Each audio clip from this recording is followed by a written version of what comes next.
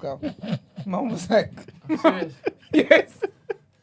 She was malnourished. Just as a vegetarian? Mom was like, wait, you better make sure your head makes sense. She got back to her diet straight away, man. Straight away. Good morning, people. Happy Tuesday, the 28th of March. Welcome to TDA, the day after, your favorite news platform and the home of popular culture as defined by the culture. And it's a starting two again. It is a starting two. I am one of your hosts that I'm sure you guys love so much. Your favorite shade queen, Martin Royalty. And they call me E-Man, pro-black activist, TDA producer and news analyst, and of course the melanin is jam-packed. Always, how are you? Sorry, having a minute. I'm alright, can't complain, Yeah? you know? Yeah, horrible weather out there, but you know. Do you know what? I always try not to complain about the weather. I just feel like I feel ungrateful. Because I'm like, we could have a famine. This is true, you know? If we have a famine, we'll have to eat like salad. Vegans.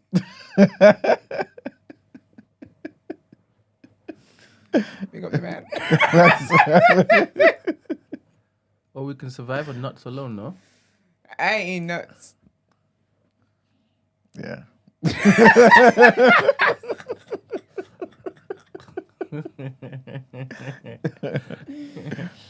You don't like nuts. So, no. But yeah, man. Brent, how are you doing this morning? Nah, I'm pissed, to be honest. Why? Because of, is it Salah or Saleh? Saleh. Saleh. I don't like when it is people promise stuff and they don't come true. What did his dish, his meal, innit? Yeah. I was there thinking he may have been hospitalized, innit? Imagine if he is. No, he's in the chat. So Yeah, it could be from his hospital bed. maybe he's in A&E, I don't know. On mobile phone and that. Yeah, Saleh, why didn't you take a picture? I actually wanted to see what that looked like, but I'll be honest, I wasn't expecting anything good. Obviously, you can prove me wrong in it, and I would like to be proved wrong, but you know sometimes people eat here and it's like a mixture of everything.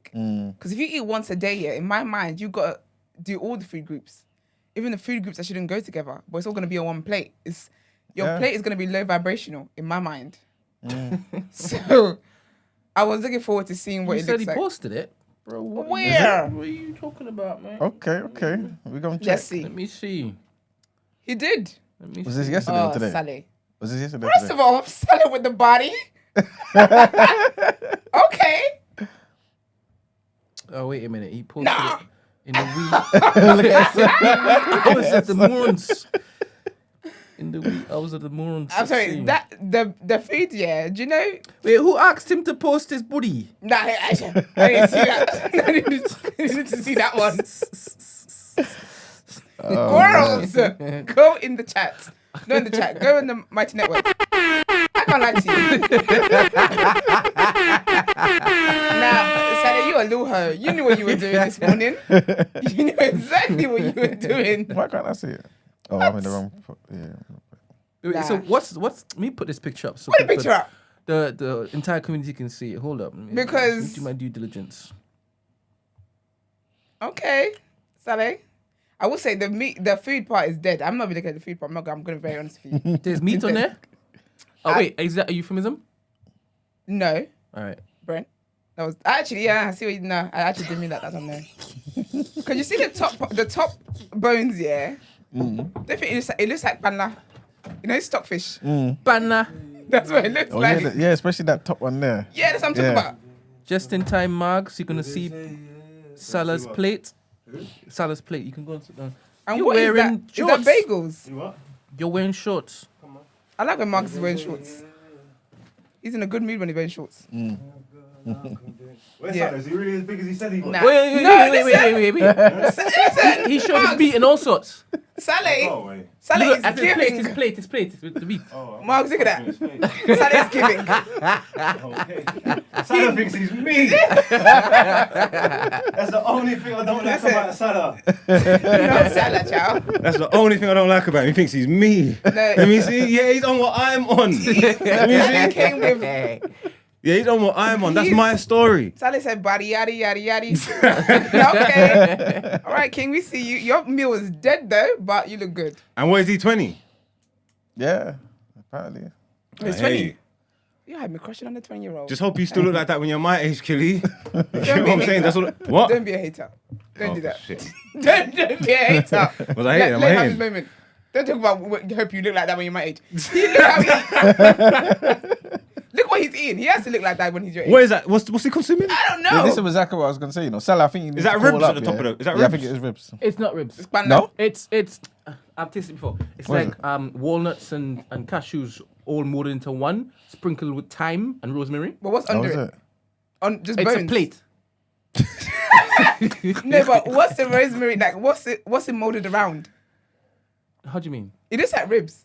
That's because you know how vegans make things look like food. Yeah. Yeah, this is what these keto people do. Okay, so what's under it then? What's under all the rosemary and all that stuff? Nuts and almonds and stuff. And Just- he's formed nuts to look like ribs. Yeah. Yeah, yours just eat some meat. Yeah. Is it true? All right, there he That's is. Sally. Probably.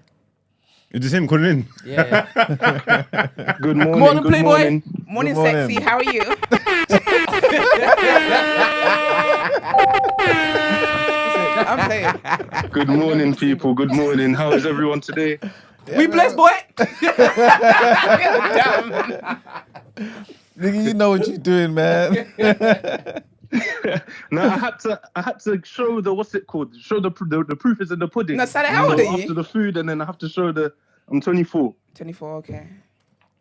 Yeah. Yeah, we been. You sound like you got more of a pep in your step today, though. Yeah. Feel best, yeah? Put that out there. You came in the chat bouncing like, hey, guys. Because yesterday, when he said about what 130 pounds or whatever, Yeah. and like how tall he was everyone's doing confusion. Makes sense, Sally. You talk your shit, King. Yeah. Well, when better. you eat the right foods, then you get the right results. Explain your When you eat plates. the right foods, you get. Yeah. So Yeah, what's at the top of that here, plate? 'Cause- I put it in the description, but so earlier on in the day. Wait, reading. Come on. you can't put a picture of your body on yeah. there and expect me to read. Come on. Listen. So early on in the day, I was feeling a bit hungry, so I had some beef ribs, and I knew then those for were dinner, ribs. I had three. Brent said they was pistachio. Brent said it was pistachio and was not the cashew time. wrapped in rosemary. Is this man an idiot? Is this man a fool? Brother, I saw ribs. I'm saying this is rib. Brent said, That's how I was like, pistachio yeah. mixed with cashew. That's why I was like, what is holding the pistachio and rosemary? Like, what is it under? Sorry. Go on, Sally. But you're dumb, you Yeah. know? So then for dinner, around like midnight, I had Oh, lost you. I think he was jogging. Imagine. Answer that. Why does it look like mayo on a bagel? Yeah, it does, doesn't it? Ugh. That No, better not be Danielle, mayo. babes, we see each other. That better not be mayo. We see each other. Is he off the phone? He's not there. He's not. Have you muted the phone, Salah? Sally. He's done what he needed to do, man. Just drop your contact details or your socials Listen, man. in the box. You get me that? You don't need to talk no more, man. You done it, Killy, man. You done your thing. You know what, Sally? Let me know what the rest of the meal is in my DMs. I'll report back. I'll report back to the people. Yeah, I think he's talking. Or maybe he just. Maybe he collapsed. Oh, man. Nah. Nah, he eats beef ribs. He ain't collapsing. he looks hey, strong. hello, Yeah, hello? There we are. Yeah. So sorry, I think I don't know what happened. But yeah. So did you get everything? Did you get everything I said? No. Nah, he stopped for a while. Oh, okay. So wait, what was the last thing you heard? I asked what is on the plate. Okay. Sorry. Yeah. So So the first one was a snack earlier on in the day, which was the beef ribs, and then on the plates is 3 beef burger patties, topped with like some cheese, onions, and gherkins as well. Well, 1 gherkin and like 1 onion as well, and mayonnaise. And then in the bowl, in the plastic container, Yo, that is mayo. but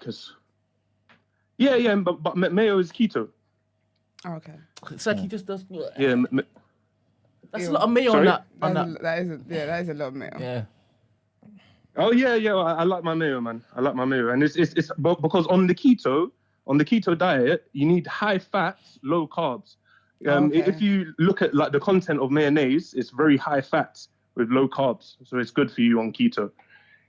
And then so in the bowl, then it's like a sort of mince like curry sort of thing. So it's like minced meat with mixed vegetables, broccoli, and yeah, just vegetables, minced meat of vegetables, and there are a tiny bit of kidney beans in there as well, which aren't really keto. They are more carby, but just to bulk up the food, I just put them in there. Okay. Esther? Yeah. This is all, my levels are good. I mean, this Levels are good. I'm trying not to ruin my market. Right. So I'm just I think given the topic of the day, I can't be inappropriate. I can't have a surviving Esther on TDA. Real, man. Well, no, Saleh, your diet looks good and you look even better. So I'm gonna just say that. Thank you You very got much. a lot of Thank love you very much. in the comments from the girls. And, Thank you very much. And this is what I was saying. People should at least just look into it, and if anything, just give it a try for like I would say at least a minimum of 2 weeks strictly, and then from there, then you'll see. You know what? Because I would like to see it before and after, to be honest. Let me tell you something, yeah? Because there's somebody's, like, your metabolism is different, right? You could eat a whole set of junk. You ain't putting it on like how it is that like normal people will put it on. I don't think so, yeah. So his body chemistry might be completely different. Have you got any pictures when you were chubby and forget fluffy? this. Forget all of that. Forget all of this. So, Salah, sorry, 1 second. I'm on my own thing now. This is crazy. There's a clip going around, that Brent put up, of me saying, I prefer body over face and thing, And some of the comments, are ridiculous. Men, this, Hakioni, you're too good looking to wear. You ain't even see, you don't know what this nigga looks like. You can't see his face. This is just his body. And they've gone mental. They've gone mental. But when I said it, this is nuts. All right, Can we see what's going on here? Let me just let me equalize this comment. Because the same people that were in those court tweets, they're not in our chat. So I don't know what you're doing. Because No, you know what it's it not is? fair. 'Cause I was here with you, and when you said that, I knew in it. Okay. Do you know what I mean? Yeah. I'm here with you, so yeah. Yeah, it's not you. It's never you. You're my G. But And it's not people in the comments. The ones who are thirsting right now over this young man whose body chemistry is a bit different. Brent, But you know what I would say as well? Brent. Yeah. Hello? Yeah. So before I started keto, so from the age of like 15 to around 18, 19, I used to. I was an athlete. I used to run hurdles. So I was very skinny. I was always very skinny, and I didn't start bulking up until because I started keto and I started going to the gym at the same time. So before keto, I was just skinny, skin and bones, and tall as well. So it wasn't a You good ain't look. no more. You ain't no more, Saleh. You one king. So you've just been piling on protein and good fats. This makes sense. Basically, yeah, exactly. So, but Yeah, the exactly. men who follow this diet, do they typically look like this? Because Well, get your friends to join the community. It depends on what you do. But because if you were to just eat the food that I eat without going to the gym, then obviously not. Yeah, you're in But, trouble. but like if you also go to the gym as well and you're doing everything, then yeah, very easy.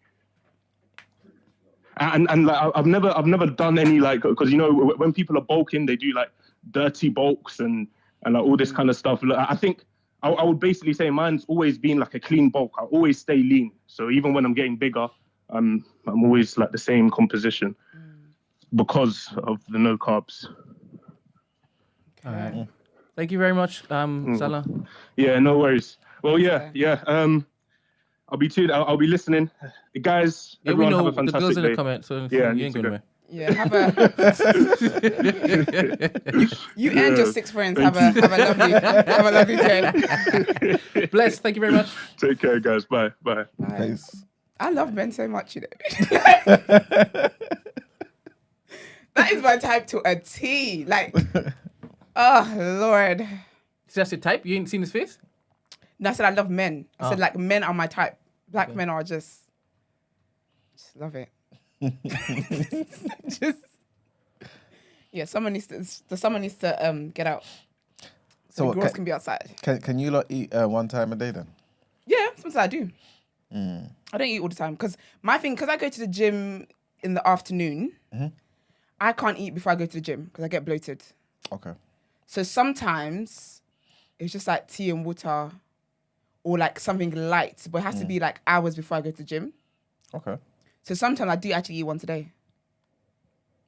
Yeah. Yeah, I can eat once a day. Okay. Yeah.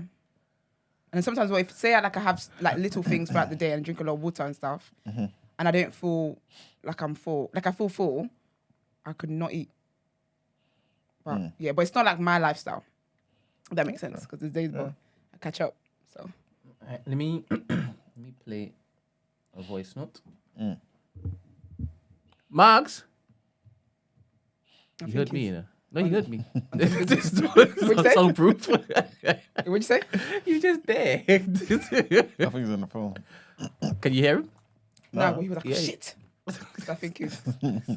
There's always one thing with Mark, he's always missing something. Alright, let me play his voice note. Yeah. Do you have one now? First of all, I am moving Thursdays to the ass of people. I'm getting annoyed. I need you guys to talk about... Oh, hi, everyone. I need you guys to talk about why when the wife heard the gunshots was she tying up shoelaces, taking time, putting on doing up outfit change. I need you to explain why the black lady's husband left the 2 children to save a woman that was already being saved by a man. And I also need you to explain why that wife's mixed race daughter was talking to her mum like that. And I also need you to explain why at the end You're having domestics. the wife now thinks she should be doing wifey duty. We need to discuss all of the above, okay? Because it's really important. Okay. Okay. So with her putting her shoes on, sorry, but if I'm going to fight armed gunmen, my laces need to be tied. Did you watch it? I didn't finish it, but I've watched some of it. I watched some of the first first episode. Yeah. Go on, Esther. Yeah, so I feel like with this shoe stuff, like your shoes have to be tied, you know. Because you have to make sure because you can't. I'm sorry, but my worst fear is being chased by somebody, and my lace is loose, and then I trip. What did she say about trainers? She was saying how basically why was the white woman, the police officer woman, why was she tying up her shoes and doing outfit change, and you can't be running a bikini top. No, loose. No, I'm not even gonna lie. In that situation, your shoes got to be secure. Your feet have to be 100%. secure. Feet have to be secure. And I'll be honest with you as well. I'm not running out to save somebody in a bikini top. Tits all loose. And everything. You got to just appropriately for the occasion. Because she knew she was going out to battle. She knew it was war outside. Yeah, I hear her. I would have put my crepes on and a hoodie. I would have put a yeah, hoodie on. like- You get what I'm trying to say? Yeah, Like, 100%. yeah, because yeah, you know, yeah. because also you wanna be what? Conspicuous? Yes. You want, Yes. I mean, you can't go downstairs in front of gunmen in a bikini. You're first target. In a neon thong, you know. Cheeks flapping all over the place. What do you think this is? Your ass clapping while you're running down the stairs. You can't have that. That I understood. Or maybe you distract the gunman. Nah, man. Maybe that could have been a tactic. Nah. When I said, "Where's all the holes with ass?" Go. Line them up. Line them up. If you were the shooter, you wouldn't shoot a fan baby, would you? No, Yeah. or the long ones. Only the meaty. Bow. No, this is the meaty ones. All the meaty things are dead.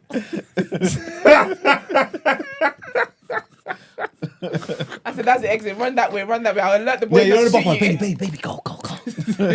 You go, girl. You know, she run away. She's like, Damn. boom. So dumb.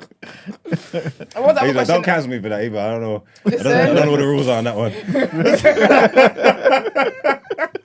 They cancel you, they cancel all of us. 'Cause I'm laughing way too hard.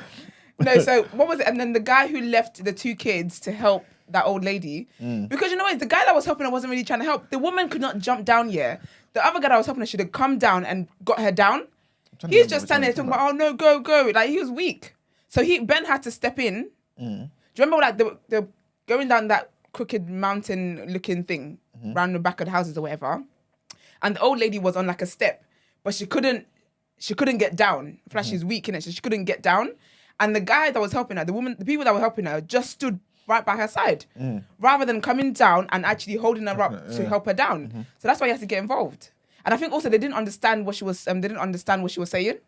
I think she was speaking Spanish, I think, or something like that. So they didn't understand what she was saying. I understood why he led the two kids, because the kids are together, innit? But I think it's just in those moments, like I feel like when there's stuff like that going on, your survival instinct wants to save the vulnerable. Children and old people are the most vulnerable. Yeah. What was the other question? Oh, was it, wasn't it?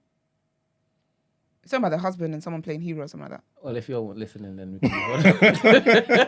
It's too many. This is a very distracting morning. So But thank you very much, Temi, for watching it and participating in the convo. thank you, ma'am. Thank you. I am ma'am. going to probably by Wednesday or Thursday recommend another one. Somebody in sick. the community is like giving me one, but I need to check it out first. Yeah, I was see gonna if say it you is. need to vet it. Yeah. Need to vet it. Lovely. But guys, like the video. If you want to see more of Saleh's abs, get to liking the video. He's in the community. Go. Have you watched Dark, Brent? The German thing. Yeah. Time ago. Oh, you like it? Yeah, time ago. Yeah. Okay, I yeah. did. Yeah, it's a brilliant show, man. Yeah. Dark's first amazing. season. Dark is amazing. Yeah. That's something you need to watch with a notepad and a pen. Though. Like it's so, like like how Inception. Like when you think it's one of them ones. You need your notepad and your pen just to make sure you got all the relevant information so you can stay on track with what's going on. You get me? But you see, like once you get it, it's like this show is sick. Serious show. I might go watch it back again. Have you not seen Dark? If you're in the chat and No, you've seen Dark, you need to go watch it. It's got subtitles. Actually, you can do it with the dub if you rate that, whatever. At first, I never used to like dubs, but then I had to concentrate on that so much, I had to stop reading. You get me? I said, no, you know what? Let's dub this up. But that one's good. If you get some time, watch that. I think there's like 4, 5 seasons maybe. Well, 3. 3. I think it's just 3. Just 3. I think so. Yeah, cold show. I think so. What's I gonna say? Yeah, we're gonna talk about Power tomorrow, so I don't want people crying about spoilers. Yeah. Come on, it's been what, 7 days now? Okay, 6, 5. Yeah, we're talking about Power tomorrow, so spoiler alert. Or get your attention, get your notice on to watch Power, and yeah, is that it? Yeah. Yeah, let's get into our headlines.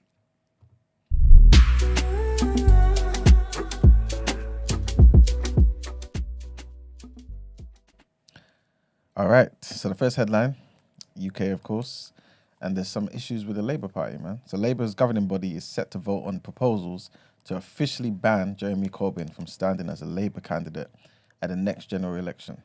So Keir Starmer has tabled a motion at Tuesday's meeting of Labour's National Executive Committee that will prevent the party endorsing Mr. Corbyn. Mr. Corbyn is suspended from being a Labour MP and sits currently as an independent following a row over anti-Semitism. The former Labour leader said he was not going anywhere. The BBC understands that Jeremy Corbyn is considering running as an independent candidate in Islington North if he's blocked from becoming the Labour candidate. In a statement, Mr. Corbyn criticised the Labour leader, claiming Sir Keir has broken his commitment to respect the rights of Labour members and denigrated the democratic foundations of our party. I joined the Labour Party when I was 16 years old because, like millions of others, I believed in a redistribution of wealth and power. Our message is clear. We are not going anywhere. Neither is our determination to stand up for a better world. And the next headline takes us north, right into Scotland. And they've agreed on who's going to be the SNP leader. So Humza Yousaf is to succeed Nicola Sturgeon as SNP leader and Scotland's first minister after a vote of party members. Mr. Yousaf defeated rivals Kate Forbes and Ash Reagan in a leadership contest that exposed deep divisions within the party. The 37-year-old is the first Muslim to lead a major UK party. Congrats to him, man. He's set to be confirmed as the first ethnic minority leader of a devolved government on Tuesday today.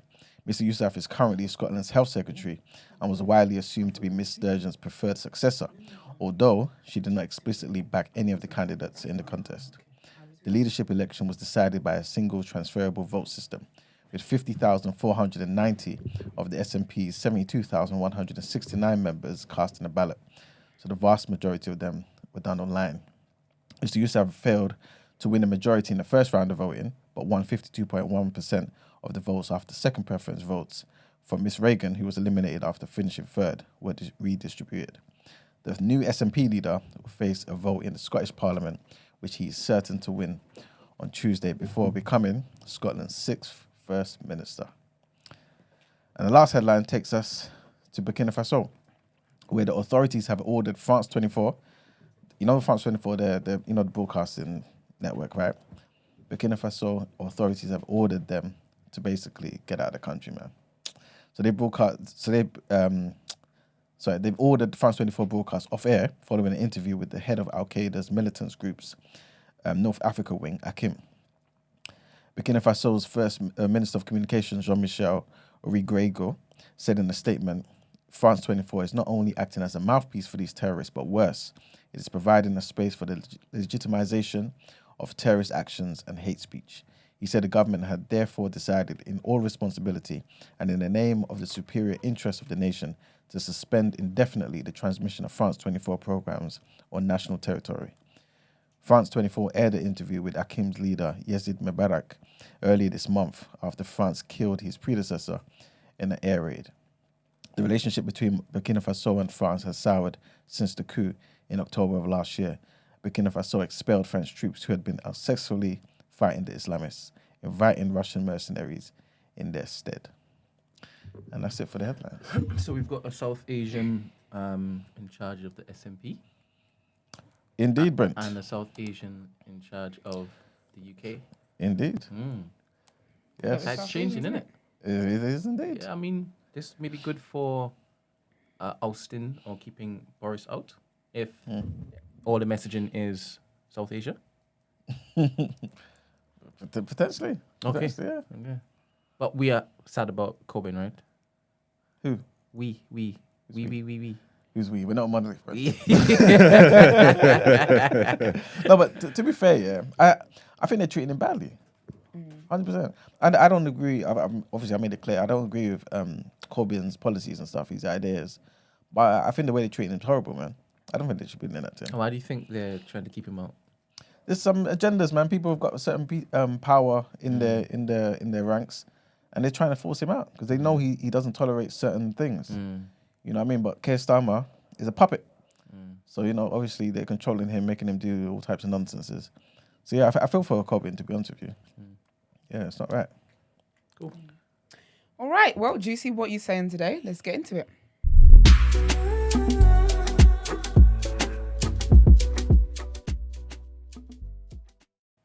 Okay, people. So today's topic of the day is based on something that I'm pretty sure everyone's kind of familiar with. If you haven't seen the interview or interviews, you would have heard the narrative of certain interviews going around. You would have heard people's different opinions on what went down and if the interview should have even happened in the first place.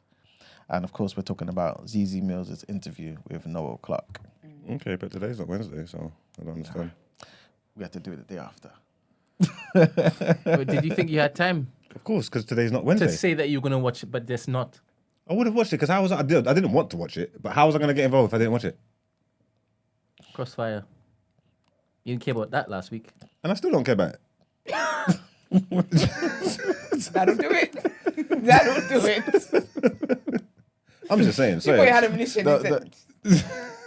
sorry, I'm just saying. Don't worry, we'll present loads of information. You catch up. Yeah. But Let me just say, Dave, just so that recommendations I put in the group chat taken seriously for the future. yeah. I was pro Wednesday. E-Man, the producer, said today in it.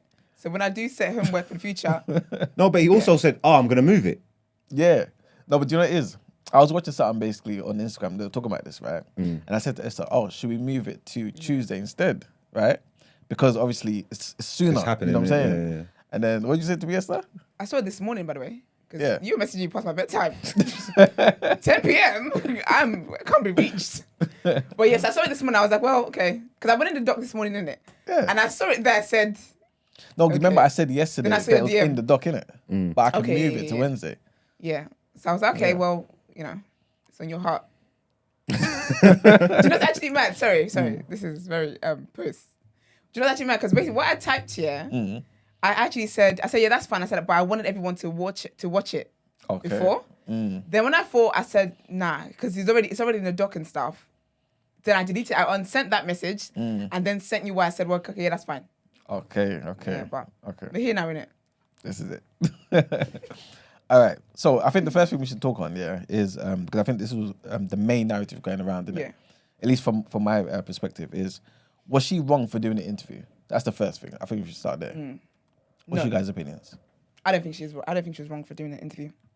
Okay. I think that this is because when I said I wanted to talk about it, I want to understand what it is that people think when someone is cancelled. Does that mean that we never, ever, ever hear from that person ever again? Because I think that people who are in the media industry, who have platforms where they interview people and whatever it is, essentially this is what a lot of these platforms are for, is to do interviews.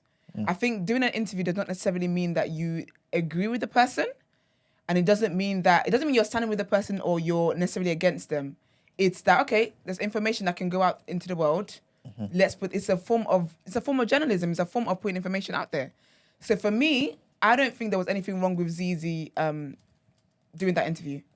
I don't think that there's anything wrong with anybody, regardless of whatever it is a person has done. I don't think there's anything wrong with an interview being had. I think if the person goes on the platform and that platform then makes it clear that they stand with this person despite their crimes or despite whatever they've been accused of, then I think criticism of not being objective can enter the conversation. But in terms of just someone being accused of something or actually being convicted of something and then going on a platform, I don't think that interviewers, journalists, or content creators should be criticised heavily for that. So obviously not to try and get you into some type of trap or whatever, but I'm a child of God, no one can give me trouble. Amen. Amen to that. But so basically you feel as though everyone should be given a platform to say their side of the story. Yeah. I feel like, do you know what it is? If Noel Clarke had reached out to TDA, I would have sat here and interviewed him. Cool. Do you know what I mean? Like it's not even necessarily like a side of story of like, let's necessarily hear you out. Yeah. It's just you have something to put out to the public. This is something that goes out to the public. Essentially, I feel like podcasts, morning shows, morning show, because, it's just us. Morning show, like a morning show like ours, it's there for information to go out to the public. Do you get me? It's a form of media, like newspapers are, like magazines are, like articles are. It's a form of that. Do you get me? When newspapers do articles on people and they go and ask them for their comments, do people criticize that as well? People say, why did you ask them for their comments when you know this is what they did? No one does that. Do you get what I mean? So I'm not opposed to people going on platforms. If you've been accused of something, heck, if you've been convicted of something, if R. Kelly came out of prison and decides, you know what, I need to have a conversation, and his team reached out to TDA, I'm interviewing that man. Because again, it's information that is going to go out there. If I sit here and then I start to be like, oh, you know what, R. Kelly, no, what you did wasn't that bad, and then you can say I'm a rapist apologist or I'm a sexual predator apologist or whatever it is. But I think that if someone's sitting down objectively interviewing someone, which I believe Zeze did, because I watched the interview, objectively interviewing someone, I don't think that you should get hate for that. This is why I need to understand what it is. When someone's cancelled, does that mean that forever they should never speak? Like, we never want to hear from them again? Is that what people want? Is that what people are saying? Well, I guess maybe it depends on the strength of the cancellation. Because with Noel Clarke, we ain't heard nothing since back then, right? It's mad though, because when we were talking about the other day, talking about people that were actually cancelled, he was really got out of here, wasn't he? He was so out of here, we forgot. Completely. You know what I'm saying? What about you, Mark? Do you feel like she was wrong for giving her a platform?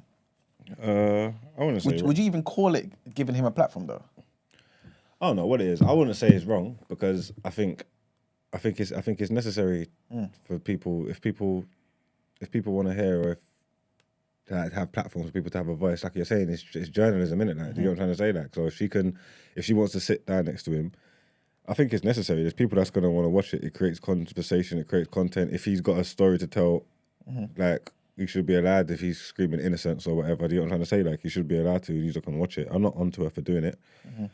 I just think it's a matter of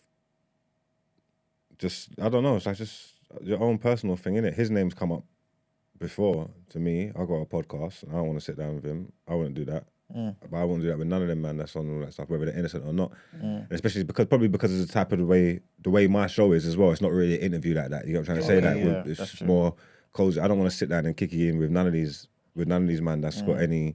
And obviously, I'm not saying that they're guilty, of but course. even so, I don't know Just innit? makes you You know what I'm trying to say? That so I don't know how to handle that terrain, how to have the conversation. I don't want to look like I don't want to do none of that stuff. So I ain't never gonna sit down with none of these man. That's like my platform's not the platform for it. You get me? Like I'm never gonna do it. It's just What if like, they were coming on TDA? How would you feel about that? I won't have no choice. I'm here in it. So this is what you want to do. Then I'll do the interview. But is it also because, like you said, on like for example, no behavior, it's different though. Yeah. That's more so like You're there for good vibes. you know what I'm saying. You know what I'm saying. You don't want no heaviness up in here. yeah, but I'm know? not trying to sit down and Exactly. thing with you. You get me? Yeah. Even the other day with there's stuff that's happened the other day with that kind of contentious stuff. And someone's like, oh yeah, get him up on the show and we can thing. I said, I want to sit down with him and talk about all that crap. Like, you know what I'm trying to say? That I ain't doing all that. Yeah. You get me? Like, it's long for me personally. I just don't want to have to do with it. But I would. Well, I suppose it's necessary. I wouldn't even want to watch that though, me personally, because I ain't got time. Because I don't trust people. I don't believe people. You get what I'm trying to say? That because like if you done it, you did it. If you didn't, you did it. The public opinion is the public opinion. Now I got to sit down listening to you, and I'm either going to sit down watching it, sympathizing with you, but can't help you, or thinking you're lying the whole time. Like it just doesn't serve no purpose for me. Like, you get what I'm trying to say? That so once they're done, I just leave that alone. Like, I just whatever. And I think that's what it actually comes down to, because I have no interest. Like I'm so picky about what I take in. Like even like a lot of the stuff that I do for like Word and Road and silly, do you know what I mean, silly little news like that and stuff, it's not Esther doing it. It's the broadcaster. Do you mean it's the journalist in me that's doing a job.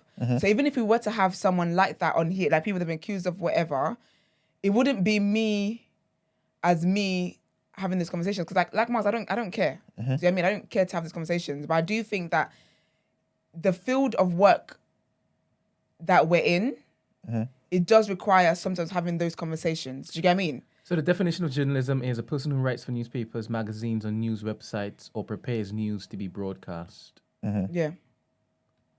And that's what the heck Zeze is. And funny enough, my next question was going to be to you, Brent. Do you see Zeze as a journalist? Is she a journalist in your eyes? Based on this definition? Yeah, you could do that one if you want. You can also do what you would have thought prior to reading that one. Prior to reading this, I just thought that a journalist was somebody who represented a particular publication Okay. and helped facilitate putting out news to the wider audience, right? You're early. You know what I mean? Finish your thought though. Yeah. There you go. Good morning. Oh, 1 second. Good morning. One sec, please. So I do believe that she was part of some form of journalism, right? Because media was going out to people, Yeah. the wider audience. And I see YouTube as the new form of That's it. broadcasting, Yeah. right? So in a sense, 100% she can fall into that particular category. If that answers your question. Yeah. I don't know if she would call herself a journalist. I don't know, because obviously, some people actually look to study that in university and whatnot. So I don't know. But she was able, even if she had a degree or not, to get a conversation out to the wider public via broadcast network or platform. Yeah. How come everything's just about Zeze? Didn't Winners Talking do it before? We will get onto that. Yeah, So we'll get good onto morning. I gotta. Morning. What's your name and what are your thoughts? My name is Miss Mariah. Morning, Miss Mariah. How are you? And hi, Esther. I'm good, thank you, guys. My thoughts is, I think You guys are the people guys. don't like number one. People don't like Zeze. So anything she says is received with negativity anyways. Yep. However, I am concerned about platforming these type of characters because we live in such a wild place where people might think I do this sort of nonsense, whether it's true or not, and the outcome is publicity. Whether it's good, there's no such thing as bad publicity, right? So that's my only concern, because there's a lot of people that feed off this kind of energy. You know, you do something wild and then you go on a press tour. I don't think we necessarily need to have a conversation with these sort of people publicly, because it attracts the wrong message as well. What do you think the message Not is? all journalism is ain't necessarily there got to be good. a forum for that conversation, right? Because obviously, whether you believe him or not doesn't matter. He's saying he can't have a platform. His message is it's lies. So if he just say what he's saying is true, how can he not be allowed to defend himself? How can he not have a platform to voice his opinion? Like, you don't need to hear it and then decide whether you think it's true or not. But how can he not be allowed to say that this is not true? I'm not saying it is true, but how can he not be allowed to voice that? Because imagine, yeah, But just if on the people other side, but imagine he's telling the truth. Why? How can he not be allowed to say that? And I get that, but I think we can't. The problem is we've allowed ourselves to become the law as human beings. So it's like we put people out there, let them share their story, and let's decide whether or not they're saying the truth. If he is innocent and is proven in the court of law, then absolutely he can go on a press tour. Well, he said he hasn't even been arrested. What court of law? It's not going to go to court. He hasn't been arrested. Yeah, we need to get into It's that just as well. public opinion. He's not being in trouble for anything. He's not going to face any trial. We're not going to get no closure on this situation. Do you know what is? Because then I guess it's kind of different. Did you watch the interview? I think it's a bit of a. Yeah, I did watch the interview, but I don't actually necessarily think Zeze did anything wrong, to be quite honest with you. But I just think with the amount of really disturbed people out there, we've got to be careful, because, you know, if it's true that there's victims out there having to hear their stories being told on public platforms, you know, and if it isn't true, then the people out there that are actually doing these things just think on the other end of it there's fame. But you know what it is? You know, it's a big conversation. Yeah, go on, tell me. It's a hard one. It is hard because what is the? Because I think you mentioned earlier that I think the word you used was like consequences of them going on these platforms. But what is the consequences of that? Like, I understand, obviously, for someone who has. The problem is that people love them, Esther. People love them, and we're into this. Do you get what I'm saying? Yeah. There's a lot of really weird characters out there. Like, what's the name of the guy that was out here saying all this black? Yeah, that type of character, you know. He's got to be allowed to defend himself. He's not in trouble with the police. He's not even had a police interview. He's getting dragged and destroyed in the public forum. It's public opinion. He needs to be allowed to fight for himself in the public space where he's getting killed. Do you know what I think here? I feel like I can understand from a victim or survivor's perspective that you feel like that you're being given a platform. But again, this is why I say that it's about what they go on that platform to do. Because I wouldn't see, unless someone goes on a platform to be like, guess that this is, okay, unless someone goes on a platform and the people that are on the platform are biased, I wouldn't see them as them having a platform. I just see that as you going somewhere and saying whatever your truth is, but then also being interviewed objectively. And I feel like that's what the biggest thing is. It's about them being objectively interviewed, not interviewed, not you siding with them or having private conversations with them before and be like, okay, do you know what, come on interview. And when you come on here, like, you use that to push an agenda. If he goes on an incels platform, where that platform is known for just being mad to women anyway about their opinions, then I would say that that's them giving him a platform. But him going on Zeze's platform and her grilling him, I'm like, yeah, but you see why people are saying this. You see this. For me, I thought that sis was objective. Do you get what I mean? But yeah, I get what you're saying, Miss Mariah. But thank you very very much. It is true. Someone in the comments said that R. Kelly was allowed to go on to we're going to get into that. Yeah, 100%. And nobody got onto Gail for that. Because I guess what Gail was doing was asking him questions. No, do you know what it is, Brent? Do you know what it is? And when I talk, she's talking. This is what Miss Mariah said about people not liking Zeze. That's what it is, first of all. And I feel like the reason why people would not see her as a journalist, obviously I thought journalism, to be fair, was to do with like magazine art. I thought it was to do with like just writing, whatever. I do think over time that that definition, like a lot of things, will be updated to cover the new form of media that we have now. Because really and truly, people consume, like the printed publications, it's a dying industry. Everyone knows that in the industry. It's a dying industry because now it's media. Do you get what I mean? And this is what it says. It's someone who writes for newspapers, magazine, or news website, but yet they're calling Gail a journalist. Do you know what I mean? Exactly. Yeah. So like a lot of things, over time that definition is going to be updated. Yeah. The reason why I don't feel like people see Zeze as a journalist is a lack of respect for what she does. I can understand, because I think we talked about this not too long ago. I can understand where if, because of the kind of things that she's had before, her previous kind of content, where it's like social media commentary, it can water down how people see you as a journalist. However, Sis has now progressed in her career. Yeah. Do you get what I mean? She's got a podcast with billboards all over the country.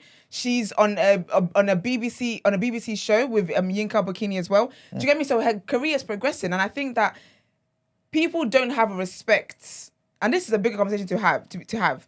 I feel like people don't respect the things that black people do. Piers Morgan had Giselle, who was Jeffrey Epstein's right-hand lady, on his thing. Ghislaine Maxwell. That's it. Yeah. Had it on his thing as well. But people will see Piers Morgan as a journalist. Yeah, but he used to write for newspapers and whatnot. No, but that's he's fair. just- Yeah, he's just That's fair. But the thing is, there are other that people as well particular who never wrote for newspapers or whatever, who are now in a position where people will see them as journalists. I don't know. Did Oprah ever write? I don't know if she did. But people will see as a journalist. Wendy Williams never wrote. People will see as a journalist. Do you get what I mean? I just think. I think with Zeze's one, I think it is a personal thing, but I think also looking at comments and whatever people's responses are, it's also a thing about some people thinking that when someone does something or someone has been cancelled, they should be silenced. Like we should never ever. And I just it is think what it is. that's. Good morning. If it was like if I done like an interview based, like sit down one-on-ones with people, I'd interview them. Yeah. And whatever's gonna happen, like Zeze should have known this was gonna be the No, reaction. she knew. This Probably is knew, part of the game, She innit? mentioned And it. you take it, man. You hug it, like you get me? Because some people are gonna chat shit, some people ain't, and the people who don't agree with you and chat shit and don't get it, who cares what they think? You just leave them. You get me? And just more 100%. advancements. Zeze's more popular today than she was yesterday. You get me? And I haven't seen the interview, but if she done a good job, it'll just leave it. It'll only keep her in good stead. Like, do you get what I'm trying to say? Like, so it is what it is. All man. right. Good morning, Proverbs. How are you? Morning. Morning. Just a quick one. I didn't watch the Zeze interview, and I agree. I think people get onto Zeze because they don't like her. I didn't have an opinion about the Noel accusations. I thought he'd actually been interviewed by police, or there was some sort of investigation. I realised that when I watched the winners talking, he's not even been questioned. Yeah. He's not even been interviewed. He's not been charged. Now, when we think about the person that Margs had on Done Out Here the other week, was the woman who made accusations about people and they were untrue. Think of that from his perspective. These are accusations. Yes, there may be 20, there may be 30, but the police have not seen fit in 3 years to actually question him or charge him. So he's entitled to defend himself. And that's my opinion. Yes, there are people who will be triggered, but actually, if he was charged and if he'd been charged for assaults or anything and he was on someone's platform, different story. He's not been charged. They have not brought charges. They have not even questioned him. Why shouldn't he be allowed to defend himself? Just like any other accusation. If you're accused of stealing or something else, remember, he's been accused. It's not proven. I've been convicted. I think that it's fair for him to be able to defend himself. No one's siding with him. I think the interview even with Winners Talking was objective. They were asking him questions. They asked him about the bullying accusations from Adam Deacon. And if you watch that interview, he brought out receipts of harassment, of Adam Deacon posting pictures of his children with a gun to their head, that he said that he'd never spoken about it because he knew he had mental health. So I think people should just watch the interview and not get carried away with this swell of Zeze hate, because I think it really is hate and not celebrating someone who's doing really well in our community. This is it. And that's my opinion on that. Thank you, Proverbs. Yeah, thank you very much for that. That's okay. I need to touch on this whole he hasn't been convicted, blah, blah, blah stuff, yeah. I'm in two minds about that. This is why I'm in two minds about that. Because last week or the week before that, we had the headline about how the Met have not taken sexual assaults cases seriously. We see them do that regularly. Personally, I feel like, I don't know when these content was recorded. I watched the Zeze one and I watched the Winners podcast one as well. I don't know when it was recorded, but for me, it's just, I think it's an interesting, for me, from Noel Clarke's perspective, and if he's got a team, he said everyone's left him, but if he's got a team, I think it's a bit interesting to lean on that argument, because we've just seen headlines, a whole report released about the Met Police being useless about this. So I have read the Guardian article as well that talked about, you know, why the Met Police was not going forward with it. Is because they felt that they did not have enough proof to convict him. So it's a coincidence, in air quotes, that Air it came quotes. at this time. Listen, yes, because this is my thing as well, yeah. I read the article where they said the Met Police would not be pressing charges on him, right? Because they don't have anything. I've also read the article that details the 20 women that came forward and what they're accusing him of. These things that these women are accusing him of, That was they written do by a not have journalist, right? Sorry? That article was written by a journalist. It was written by a journalist, friend. The things that they've accused him of, they cannot get proof for that. Trigger warning, because we should have had the trigger warning banner on the Zeze Millz thing. But anyway, Just that. yes, please. So with women who even are sexually, I'm so sorry, trigger warning, but even women that are raped, as in like they've just, they were raped yesterday, they go to police today. Yeah. Police can tell them, we don't have enough evidence to convict this person. Okay. With these women that have come forward, a lot of it is stuff that's happened years ago. We've seen that with Bill Cosby. We've seen that with Harvey Weinstein. It is difficult for you to actually have actual evidence of things that's happened over time to convict someone of. So I'm not saying, especially when the force is corrupt. this is it. So I'm not saying anything. I'm not saying he did it. I'm not saying he didn't do it. But I just think that this whole argument about, well, he hasn't been convicted, he wasn't even arrested, it wasn't this, is because of a lack of evidence. But how do you get evidence from that many years ago? Because really and truly as well, the people that have come forward are not just the victims.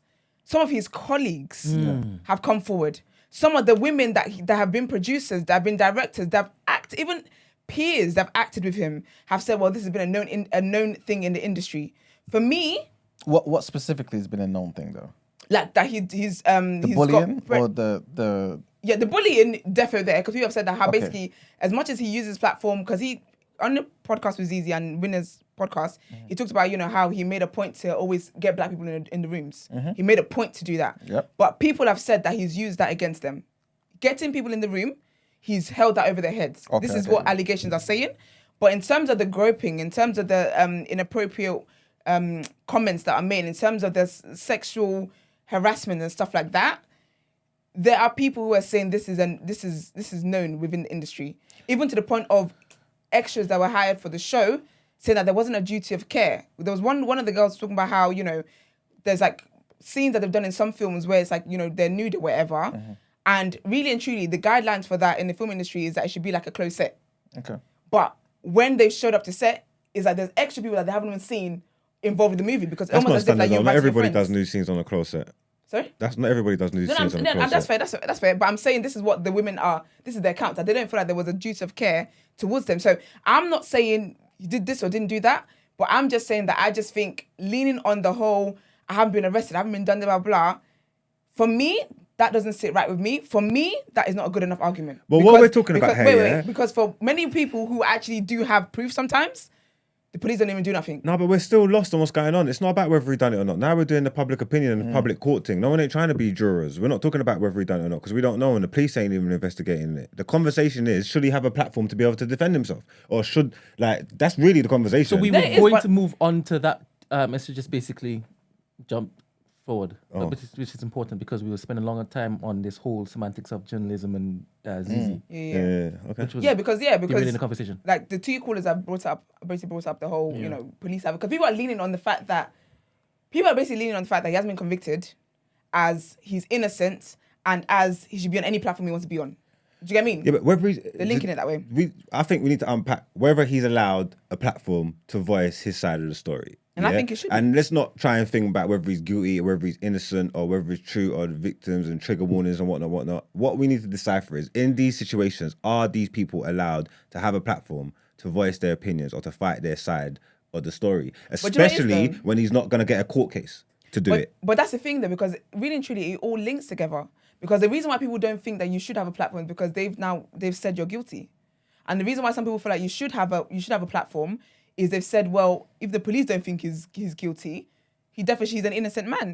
Do you get me? So it all links in a way, in that people are using that as a thingy.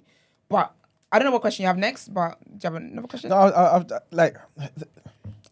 I think you know how I feel about on the show about, I've not said the words for a while now. You know how I feel about critical thinking. That word gives me the shakes.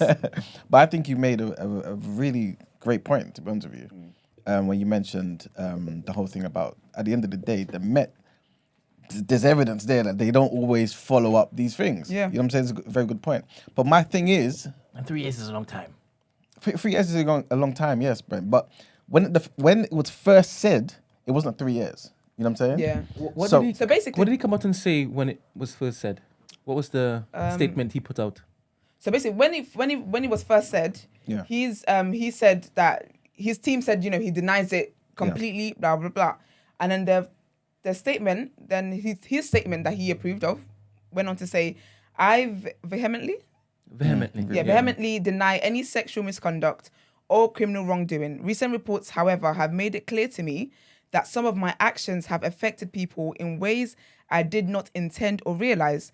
To those individuals, I am deeply sorry. I will be seeking professional help to educate myself and change for the better. Mm-hmm.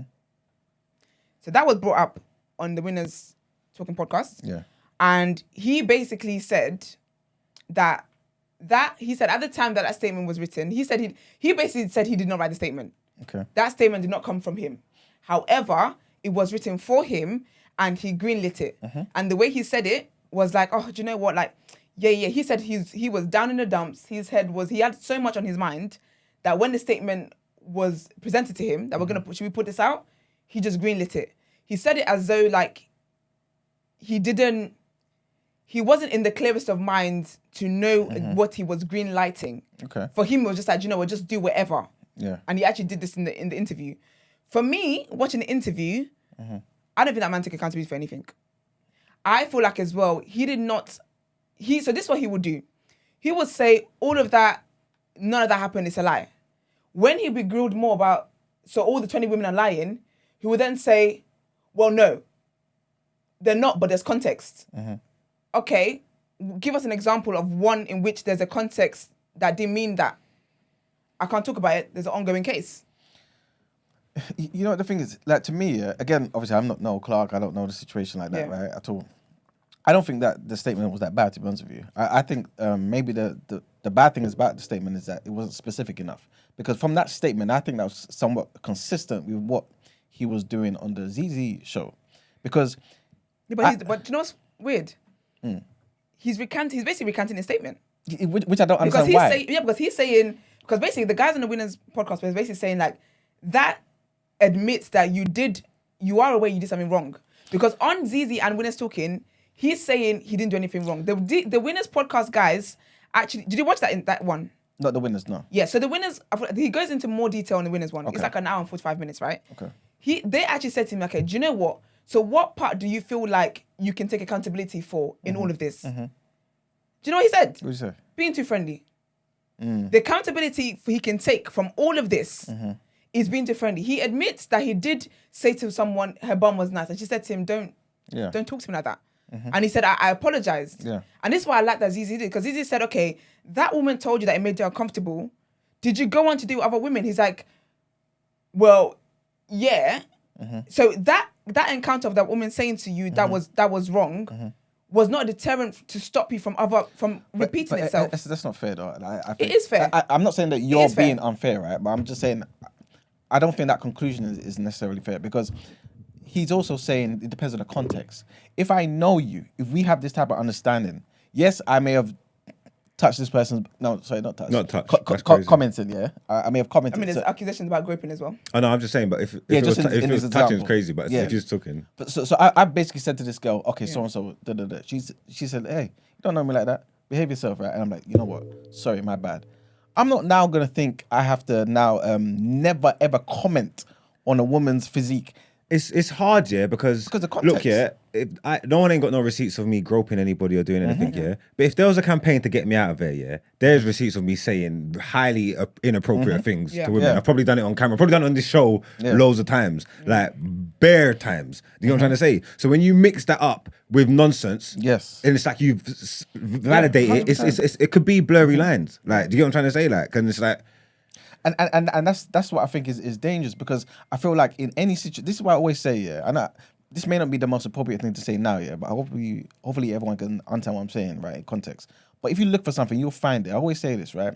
And I think with him, because he's not a squeaky clean character, because people didn't like him, right, and because he's actually put himself in those positions where these things have occurred and there's something to say, right, on top of that, you can always pin him down and make it look like Like, he might actually be a prick. Yeah, and a you know what I'm dickhead saying? Yes. and all that, and it might be hard to work with. All them things might actually all be of it. true. Even a little bit Yes. of a bully and all that. He might Yes. really be those people. Yeah. And it's like, okay, And he somewhat admits to that. He even says, like, for example, okay, you know what? I may shout at somebody because they came in late, this, that, and the third. Like, I don't think he talks to people in the most welcoming way. You know what I'm saying? Yeah, do you know what it is? I understand that, even like with the bullying and, you know, because they give the example about, you know, if someone said, you know, they came in 10 minutes later, I flipped out on them. But the reality, the context is that they actually came in 2 hours late, that they've been coming late, they have a history of coming late. I can understand that kind of stuff. But I feel like when it comes to sexual, I don't subscribe to the whole saying about if you look for something, you'll find it. If there's nothing to find, you won't find anything. That's how it is. If there's nothing to find, you will not find anything. That's a bloody fact. I mean, obviously we disagree on that, but that's fine. okay. Of course we do. Yeah. But do you know what I mean? So there's that. I feel like this is why when it comes to the whole conversations and flirting sexually with people and making people feel uncomfortable, it's different if it's an energy being reciprocated. Yeah. I feel like anybody, if for whatever reason you're in a position of power, I feel like you should always be aware of the position of power that you're in. Yeah. If he is the director, he's the producer, he's the reason why people have come together to work in this place and whatever, you need to be sensible to know that when you have an intern, you can't just meet her and just start flirting with her off the gate. well, even so, it's not just reading the room, because if I was to do that with anybody, you got to have this, like, you know what kind of energy you get back, if that makes sense. So automatically, instantly, off the rip, you'll know if it was like inappropriate or whatever, like, This is it. because you know what kind of energy you get back. You get me? Yes, and this is my issue with him, is that from the accounts it looks like, and from what he said on the shows, on the both podcasts, he said, is that, you know, he was like, oh, you know, we're adults, and, you know, and we're doing adult things. And what I also did not like, for me, I don't feel like he took one lick of accountability. I do believe there's accountability to be taken. There's no smoke without fire. There's no reason why there's 20 women that you've made that have come forward to the Guardian. I don't know if there's more of I don't know what the situation is. But there's no reason for these women. You have done something that's made some women feel this way. And he did say that he did say that, you know, he has reflected on whatever. My thing is that, he was leaning on the fact that, but, you know, but today, he was leaning on that whole narrative. And this is why I don't like when men do this. Lean on the narrative about, you know, today people are just, you know, sensitive, and today you can't do this anymore. Yeah. The thing is, you should have never been allowed to do that. Just because things were allowed back in the day does not make it any less harmful. There's a lot of things that were done back in the day, but the women who were receiving these comments, who were receiving these treatments or whatever, throughout time, if we look at one thing that's remained constant, is the fact that they felt uncomfortable. So for me, I don't like the idea that this man is not taking accountability for whatever he's been accused of. For you to be asked, do you know what can you take accountability for? He should have said, you know, maybe in certain times I did abuse my power. Maybe certain times, I shouldn't have done that. For you to say what you can take accountability for is that you were too friendly, is that you were invited to work drinks and you went. He said, I was fraternizing with the help. He did the help. Are you sick? I understand that, yeah, there might have been times where things were reciprocated and blah, blah, blah, blah. But I feel like sometimes being in a power position, you need to understand that anybody who you've hired or works or has a lower position of you in whatever space you're in, there is always some kind of pressure, because some people will feel like they might get fired. I've been in positions where men have made unsolicited whatever to me, and because of the position of power that they're in, I am uncomfortable. But I do not feel comfortable enough or strong enough to feel like, you know what, I can be like, no, I don't want to do that. And this is what people need to understand. Yeah. If we had an intern and I was out here flirting with an intern, I am abusing my position of power. Because this person might be like, you know what, Esther is she's one of the hosts on TDA. Perhaps if I don't do this, I might get fired or whatever. It's about recognizing that. So I'm not saying, you know, I'm not saying this or that, but for me, it doesn't appear as though he's recognized that, because he's leaning on the fact that, you know, I'm this well-accomplished man in this industry, and they wanted to get me out. This is a conspiracy to get me out. There is some accountability to be taken. Whether if some of them were consensual, whatever it is, even in consensual situations, the way it started off might have been because someone felt pressure, because of your position. So I don't like his lack of accountability. I didn't like his lack of accountability on Zeze's show, and I did not like it on Winner's podcast, and I just did not like it when you're sitting there and recanting your statement and saying, well, you know, I just greenlit it because, you know, I was in a bad place anyway. Personally, for someone who wants to come back into the industry, I feel like he could have done better with the interview. But obviously, I can't comment on the Winners podcast because I've not seen not even a single clip of it, right? Only on the Zeze Millz one, right? And believe what I'm saying to you, yeah? I hear what you're saying, 100%. I really do. But I just feel like, me personally, I have a problem with the whole there's no smoke without fire type of stuff, right? Because I feel like it's so easy for us to say, you know what, this person did something. And even though we're not outrightly saying it, we're kind of implying it in some type of way and allowing that to kind of be in the air sometimes, right? Again, like we told the other day with the white girl who lied about being raped, right? That's not smoke, that's even fire.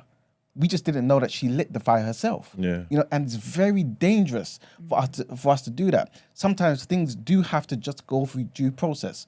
Every process is flawed. We know this. We know the Met sometimes have certain agendas, or sometimes they just don't even care. We know this, right? But I think it is important for us to highlight, right, that yes, of course, these accusations can be out there and be out there for years. But these accusations, you can go to the police. You can, even if they say no to you. I'm pretty sure in certain institutions, they always say, look, if you are a victim of this type of thing, talk to somebody. At least let there be a record to say you came and we took it no further. But if all these people are talking and the police haven't even come and knocked on his door, nothing has occurred. At this point, it's just allegations. It's just accusations. That's it. And I don't think it's okay for us to say, I know we're not saying this in this room, but it's okay for us to say, you know what, he doesn't deserve to be spoken to. You know what I'm saying? Like on a platform. That's crazy to me. You know what I'm saying? Like, again, I think he was going to talk about it in Wedding Road. But what's her name? London Hughes, yeah. She said, I love you, Zeze, but this is... No, you're doing a spoiler and then going ahead and spoiling it. Question though, right? Yeah, go. Because I hear what you're saying. So Margs and Emmanuel. Yes. You know the young footballer that we were... Not talking about. Yeah. And you know the thing that happened that legally he can't get punished for because of some fine detail that was missed in a different country, right? But yet you know this is what actually happened. Yeah. I can see that girl going to the papers knowing full well that there's no recourse to go to the police anymore. To get information out there. Do you understand? Yeah. Hold up. Good morning. Good morning. We can't hear you. Bye. Yeah. Yeah. So can I just add, that basically I didn't know who this man was until yesterday, by the way. I never clue who he was. Yeah. So me watching it, I was glad I didn't know who he was because I was watching from a very objective stance. Do you get what I mean? So I don't want, because someone thinks that I'm saying this as though, I think I'm being very, very objective. Yeah, I think because again, I'm not saying that the man did anything and I'm not saying he didn't. I'm just, again, analysing, which is what I wanted to do. I read articles, I watched both interviews. That's true, people. I did my due diligence to make sure that, okay, approaching this conversation, I'm approaching it knowing everything that there is to know. So, yeah, I just want to make that clear. 100%. But I do think, I don't believe that people shouldn't have a platform to have interviews and stuff like that. I really believe that podcasting and visual and audio media is the new form of journalism. Yeah. Like, honestly, mark my words, that definition is going to change. Definitions change all the time. Again, to take into account the current society that we're in. But it's just, I personally, I don't understand. Anyway, the whole Zeze getting the heat for interviewing the man, I'm not seeing the same energy for Winners Talking Podcast. And I believe that's because, it's because she's a woman. She's a black woman. We saw the same with Murad Morelli. When Murad went on Chucky's podcast, nothing was said. When Wumi Bello was going to interview him, it was smokes. So I don't know why people have this energy for women. Maybe people are like, you know what, because it's... No, but Murad's one wasn't even violence against women. It was against men, actually. Do you know what I'm saying? I don't know why it is that people have this energy mainly for the women in the industry, but that is something that people need to address in their spare time. See, I don't want to be flippant. So you got... Oh, man. So, whoever's on the call, we can't hear you, you know. Are they calling on WhatsApp? Yeah, we can't hear you. Call again, please. But I will say as well, sorry, I just remembered what you said about the coming forward. I really think that men underestimate how hard it is to speak on abuse of any level. Okay. Men who have also been abused, because there is stats to show that. I think last time I studied this, it was like 1 in 7 men were victims of like domestic violence, right? I don't know about sexual assault and all that kind of stuff. I know that is a lot because a lot of young boys and it's a whole thing, right? These men would understand. A lot of men take it to their grave. 100%. To their grave. Of course. And there's a reason for that. Of course. So yes, there's police available. Yes, you can speak to this person, whatever. But it's so much. It's easier said than done. The thing is, Esther, I trust me, I fully understand. Like I said in the show before, I used to work in the council and stuff. So I've dealt with, for that same example, when you said that 2 men came to mind that I was actually dealing with, that were actually struggling to tell me about one guy, domestic abuse with his wife, that was doing stuff to him. And another guy, where another guy tried to do something to him. You know what I'm saying? It's incredibly difficult for them. Like, again, I'm picturing how they were trying to tell me, right? So I understand. But I feel as though, like, maybe something needs to be put in place so that we can try and get women to understand who you need to talk to. Because at the end of the day, you're going to talk to somebody, right? This is what typically is happening. And people are choosing to talk to newspapers. Newspapers not going to do anything but try and come out here and do whatever they're going to do. Newspapers not going to do anything for you. Try and talk to the police. Unless there's something I'm missing and you can tell me that newspapers do something, right? They can get you support. But do you know what I think it is as well? I feel like there's been an investigation into what he's doing. The way like journalism and stuff like that works here, sometimes if it's just one person, obviously at the end of the day with newspapers and whatever, it's still a business, innit? Yeah. It's still a business. So say one person came forward, if they don't feel like, you know what, there isn't more people that can come forward to corroborate this story, we're not going to print it. I can't imagine being a woman who's been abused, groped, or whatever it is, or inappropriately acted towards by some man, sitting there knowing that this person is a monster, knowing what this person is really like behind closed doors, right? But then I'm seeing them being beloved by the public. Because really and truly, he said he knew about this after the BAFTA nomination. I believe there was already something going on pre-BAFTA. Sorry, caller. There was something going on pre-BAFTA nomination, and then some of that's what got the women to be like, wait a minute. Hold up. Sorry, got the women to be like, wait a minute, like this guy is a monster. So I don't necessarily. Yes, I get the whole. Maybe you should have gone to police instead of going to the paper. But again, he's being celebrated in the media. So I'm going to go to the media to be like, this guy that you're celebrating. No. And I also believe as well, people will talk to people that make them feel safe. The police, from what we know, don't make people feel safe. But sorry, good morning, caller. Who are we speaking to, please? Good morning, everyone. Third time caller. It's Tom again. Morning, Tom. How are you? Good morning. How are you guys doing? Good, thank you. How are you doing?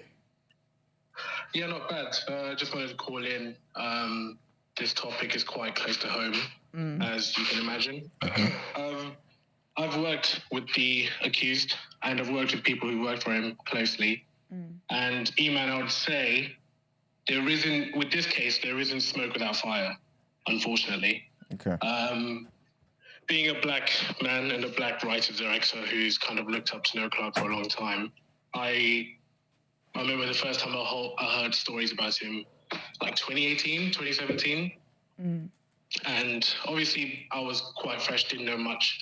But when this came out, it wasn't a surprise. It's like when you hear certain things, and again, he's not an outlier in this. There are so many men and women in this game who are doing a lot of wrong things. Like, I'm talking abhorrent, disgusting things to people below them and above them.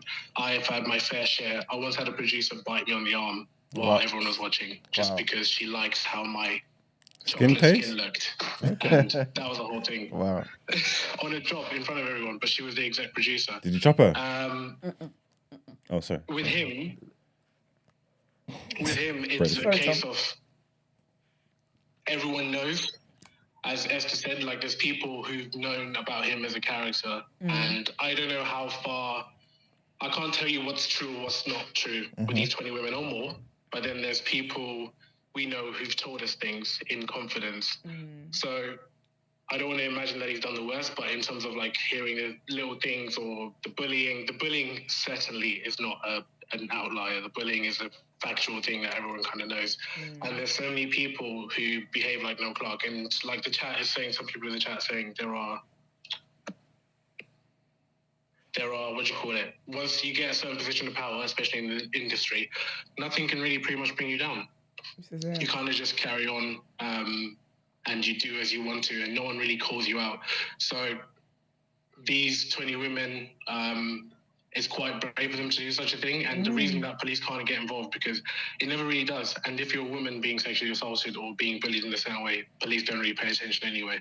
So there's so many men and women in this game who do these things and never face the justice that is right. And I completely get what your point is, Eman, about saying no smoke without fire, but sometimes there is a lot of fire. It's just that not enough people are brave enough to say something about it. And the ones who are, you're discounted anyway, because, you're in this career and you want to make a step forward and not be held back.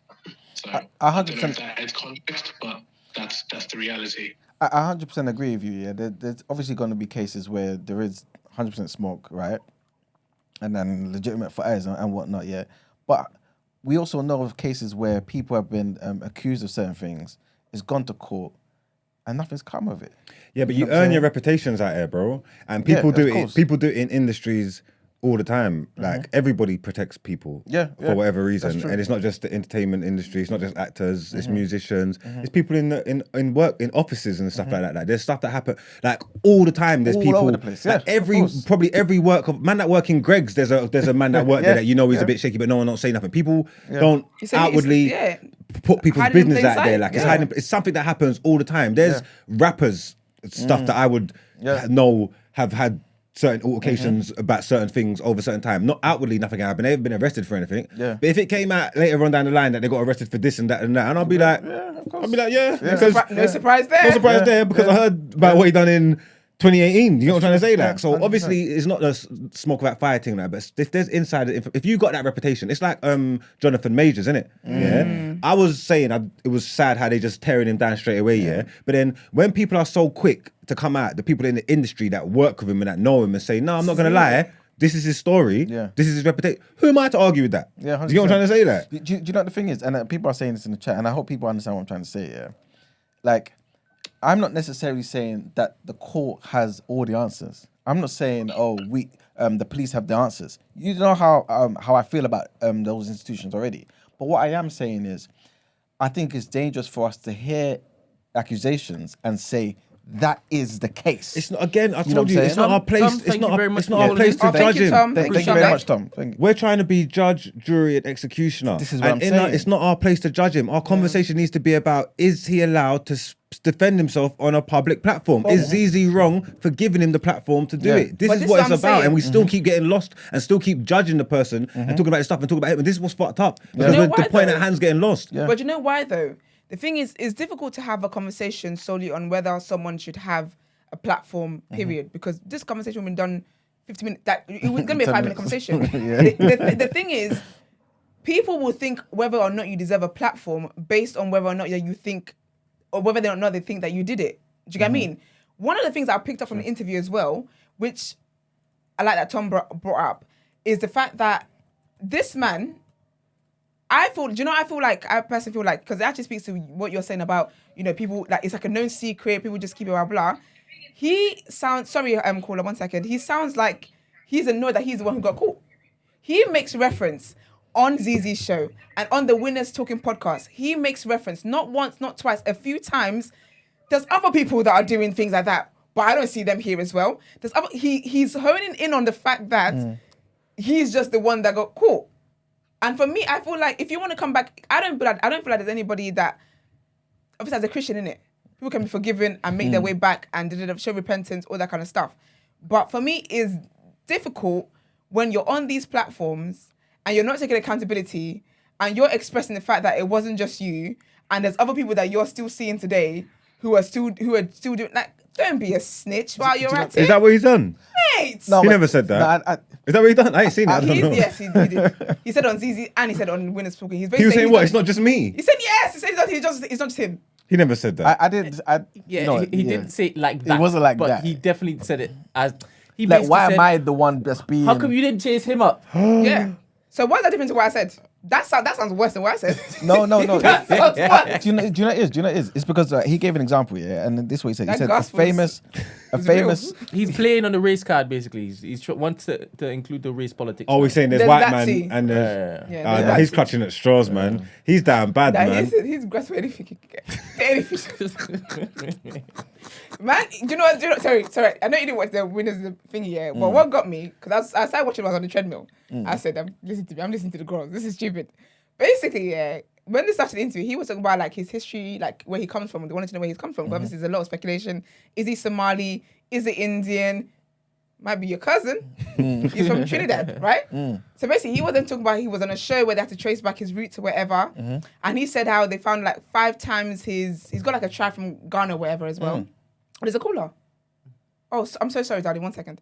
So basically, he talks about also how they traced back 5 times the grand blah blah. Turns out his great granddad or whatever owned the plant, was a slave, and he was like, oh, when they did that, he was thinking, please don't be a houseboy, be a field guy. Then they said, oh yeah, the person, his great grand whatever was a field guy, and he's like, yeah, I knew because I've got that in me. Like I said, your priorities are messed up. Good morning, Messed caller. up. What's your name Morning, and what are your caller. thoughts? Hi, my name is Rochelle. Morning, Michelle. Just a quick point. I haven't actually watched the interview. I was just pointing on what Iman was saying about reporting it to the police. Yeah. I don't know all the allegations, but most of them are like things that you genuinely wouldn't go to the police for. So you can't really be like, oh, you didn't tell anyone. If I'm at work and someone says inappropriate comment, I'm not going to call the police. The most I might do is go to HR. But even then, it's like, am I going to really cause up a stir for something that I know won't be taken seriously? So I feel like in a lot of cases, you can't really be black and white and say, oh, you should have done this, you should have done that, because we've all been in situations where someone's done something, you don't like it, but I might tell my friend. This is it. I'm not, do you know what I mean? So I feel like a lot of people have said, I heard this, I heard that. I feel like that's enough to say that people were telling people, like the caller before me said. People knew about it, but just because they wasn't necessarily reported to the necessary channels, it doesn't mean it's not true. It just means they kind of knew it wasn't big enough to do that.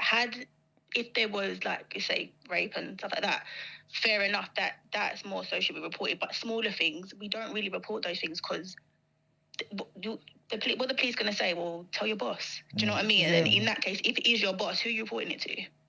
Yeah. I hear And you. this is why I say that I don't know why he's leaning so heavy into this police stuff, because again, the things that the allegations are for are not things that can be proven. If it was, something that, some form of penetration or whatever, and someone had to go to the medical doctor, that one would be like, okay, yeah, do you know what, actually? She said this date, here. We can see receipts that she did go on this work trip. We can see this and that. And actually, yes, she did go to the doctor the next day. That is some kind of proof. Or how do you prove groping? How do you prove whatever and all these things? You get me? It's difficult. Yeah, it's hard. It's on a character. It's essentially, how do you prove that you're a creep? Because a lot of the accusations is basically saying that you're a creep. You're a creep. To a top level creep, and then you use your power and you abuse it and you're a top level creep. Not to say you actually maybe physically abusing people like that. This is it. But it's for real. It's like what she's saying, that you're going to go to the police because man said, you got a nice bum. You get what I'm trying to say? And even something like that might be light, but if you're just constantly doing it, being inappropriate to women and boom, and using your position of power and that, then you are what they're saying you are kind of thing. You know what I'm trying to say? Do you know what the thing is? I think when it's Thank you very much, caller. Thank you very much, caller. I was shouting. It's my bad. Yeah, you were very loud. Keen. Do you know what the thing is? I think I come from this angle, from a position where kind of how I see the judiciary system as well, right? And just in terms of innocent before guilty, all that type of stuff, right? My thing is this. Sometimes you just can never know. And I personally, I'm not speaking for anybody else, I believe it's better that a guilty person goes free than an innocent person is condemned to as a guilty person. That's just my position. Because I don't think there's anything more criminal than somebody doing time for something they just didn't do. Completely innocent.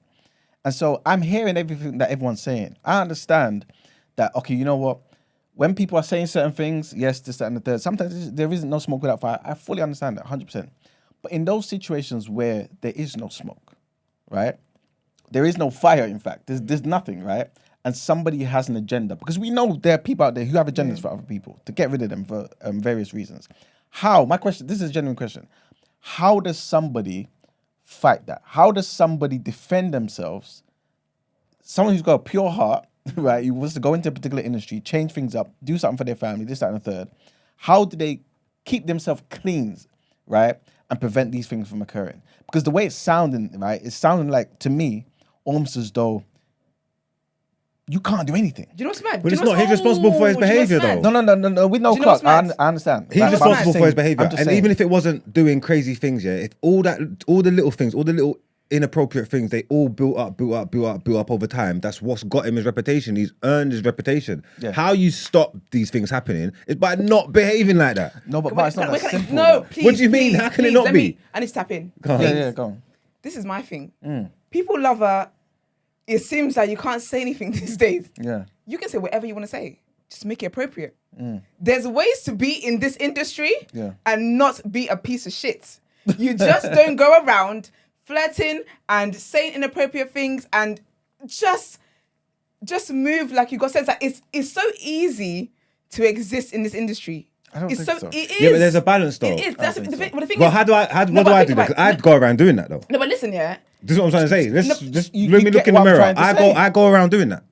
Maybe you want to stop. Sorry. No, but the thing is... Wait. Can I say something? Doing what? Yeah, exactly. Saying inappropriate things. Like what? No, harmlessly he means. He just means I say inappropriate things all the time. Can I ask you, if you were in his position, would you be doing that? No. Why? Because I'm in a position of because he's the power. Yeah, it's inappropriate. And that's the problem, Mark. That's it. That's the problem. That's it. He's in a position of power, and it's just that simple. You're in a position of power, and you walk according to that power that you know that you have. You cannot. It's so. Because sorry, I just always hear this whole thing about these days you can't say. There's a lot you can say when we think about it. If you really think about it, the same way we talk about with these cases. Sometimes people make things up. Sometimes it's not true. There are more true cases than the cases that are not true. And people love to forget that. People love to hold on to the odd cases where it's not true and be like, and move like it's the norm. There are more cases that are true than there aren't cases that are true. In the same way, in this industry, there are more people who are moving around in this industry who are not being accused of things than there are people that are being accused of things. It's easy to exist in this industry without being labeled as a creep, without being labeled as a narcissist, without being labeled as a sexual predator. Don't be that. There are more people who aren't labeled these things than there are. In the same way, there are more cases where people did do that shit than the people that are being lied on. And you can't say that. You can't say about back in the day, there's things that was more acceptable and all that, yeah. Because even though people always like to do that, yeah. But you see what people forget, yeah. At the time, back in the day, when there was things that was more acceptable and less frowned upon, there was still people there not taking part in it. This is it. Yeah, 100%. This is it. Do you get what I'm trying to say? And this is it. No, the thing is, yeah, I hope you guys are not getting what I'm saying wrong. If somebody is guilty of these type of things, yeah, the worst things should be happening to that person. 100%, right? I'm simply asking the question because, again, we've seen in situations where there's an agenda against certain people. And sometimes, right, those agendas actually don't come to fruition because sometimes people have come out and said, no, I'm not going to talk badly about this particular person because they didn't do wrong to me, right? But I'm saying that to say there was somebody who tried to do something. So what I'm saying to you is, how does somebody prevent this type of thing from occurring? And I don't think it's as simple as just saying, for example, just behave correctly, just do so and so. Like, again, I don't want to bring the thing to Margs, right? Marg, you just said that, for example, you may be harmfully flirtatious with somebody, right? This and the third. All it takes is for somebody to say something about you. Okay, I've and got then, a like you question. said, how you behaved in you know what I'm saying? No, but if you're harmfully and it flirtatious, becomes yeah, difficult. Say there's a line that you have that's flirty, and you approach a woman with it, and she's like, "That's made me very uncomfortable." Are you thinking twice before you ever going to approach another woman with that? Yeah, because you learn from your mistakes, don't you? Okay, Of course, yeah. This uncle here from the interview, and again, I'm not trying to be accusatory. I'm just speaking to this whole how do you exist in spaces without being accused of stuff that you didn't do. He didn't learn from that. Yeah. Because he's responsible for his actions, man. 100%. Zeze said to him, did you then, because you told that girl she had a nice mom, she said, don't do that. Did you go on to then do that again? Yeah. And he was like, wiggled his way out of it. It's just that simple. I don't think it's difficult to exist in these spaces without having been accused of anything like that. I really don't. I don't see that angle. I struggle to see that angle because I think that sometimes saying that puts it in this, it dismisses what the reality of what this conversation is about, which is that there are many people that are inappropriate. Yeah. And then it makes it seem as though people are just being so sensitive. Even back in the day when things were allowed, women were still feeling uncomfortable. Of course. So this is what I'm saying about whether times have changed in that, okay, what was allowed back then is not allowed now because we know better, we're doing better. Yeah. Well, should be doing better. But one thing that remained a constant throughout the period of time is that the women that felt uncomfortable have felt uncomfortable. Yeah. It's just now they feel like, you know what, it's nice that, you know, we can't do these things. We do have we see the same thing with colorism. All the jokes that were being made about dark-skinned women and all that kind of stuff back in the day, you can't do that now. But when you trace back and you talk to women about how it was, even though it was a joke back then, even though some of the dark-skinned women were even doing it as well, when you get to the root of it, it was still uncomfortable. It was still hurtful for them. It was still something that chipped at that confidence. So just because I don't think it's difficult to exist in this space today, you just have to be more aware of stuff. You just have to be more aware of stuff. We know better in society today. You do better. Again, it's just that simple. Again, it's what you're saying there. I 100% agree. Right. For example, if for example you were my manager, I would basically be like, look, Esther, every time I'm at a function, please tell me how to behave. Right. Tell me to stay over here and not chill with so because anything can occur. But again, I'm not trying to belittle anything. I understand that sometimes there is really no smoke without fire. I fully understand that. I guess for me, my only thing is for those people, for example, who are innocent, because there are situations where people are genuinely innocent. We've seen it from historical fact, like where people have been accused of things and they just didn't do it. So how did those people behave? And my thing is, it's very easy for us to just say, you know, let's just believe the accusations. And I just feel like that's very dangerous. That's all I'm trying to say. I just feel like it's very dangerous because it can happen to anybody. And the thing is, and I know sometimes you may feel like, it can't happen to anybody. No, it really can happen to anybody. You just need to upset somebody, right? And typically this is what can occur. And so I'm just basically saying, guys, not guys necessarily in the room, but just people in the general public, we need to be careful about who we condemn, right? before we just completely throw them to the wolves. I'm not saying Noel Clarke is innocent. I've never met the man in my life. I don't know who he is, nothing at all, right? And I'm hearing loads of people are saying different things about him. Cool, I understand. But for those people who are genuinely innocent, right? There are some who have been accused falsely. Like, what, like, how do we deal with those type of situations? And again, to kind of bring it full circle now, because he's been accused of certain things, right? Are we now going to say he can't ever talk? You know what I'm saying? On a particular platform. Because me personally, I feel like Zeze is a journalist. I don't even think the definition needs to change. I think if you read through, between the lines, the basic definition of journalism, I think she fits the criteria. You know what I'm saying? I don't think she should be condemned for just giving him a platform to talk. Like, what are we doing here? Is everyone just guilty? Like, and even if you are guilty, like, you know what I'm saying? Like, R. Kelly, like, before R. Kelly went into the Gayle King thingy, there was videos surfacing before. Of what? Of him in those particular acts with a supposedly younger person. And look how long it took to get that justice. No, but the point I'm trying to say is she still gave him a seat to sit down.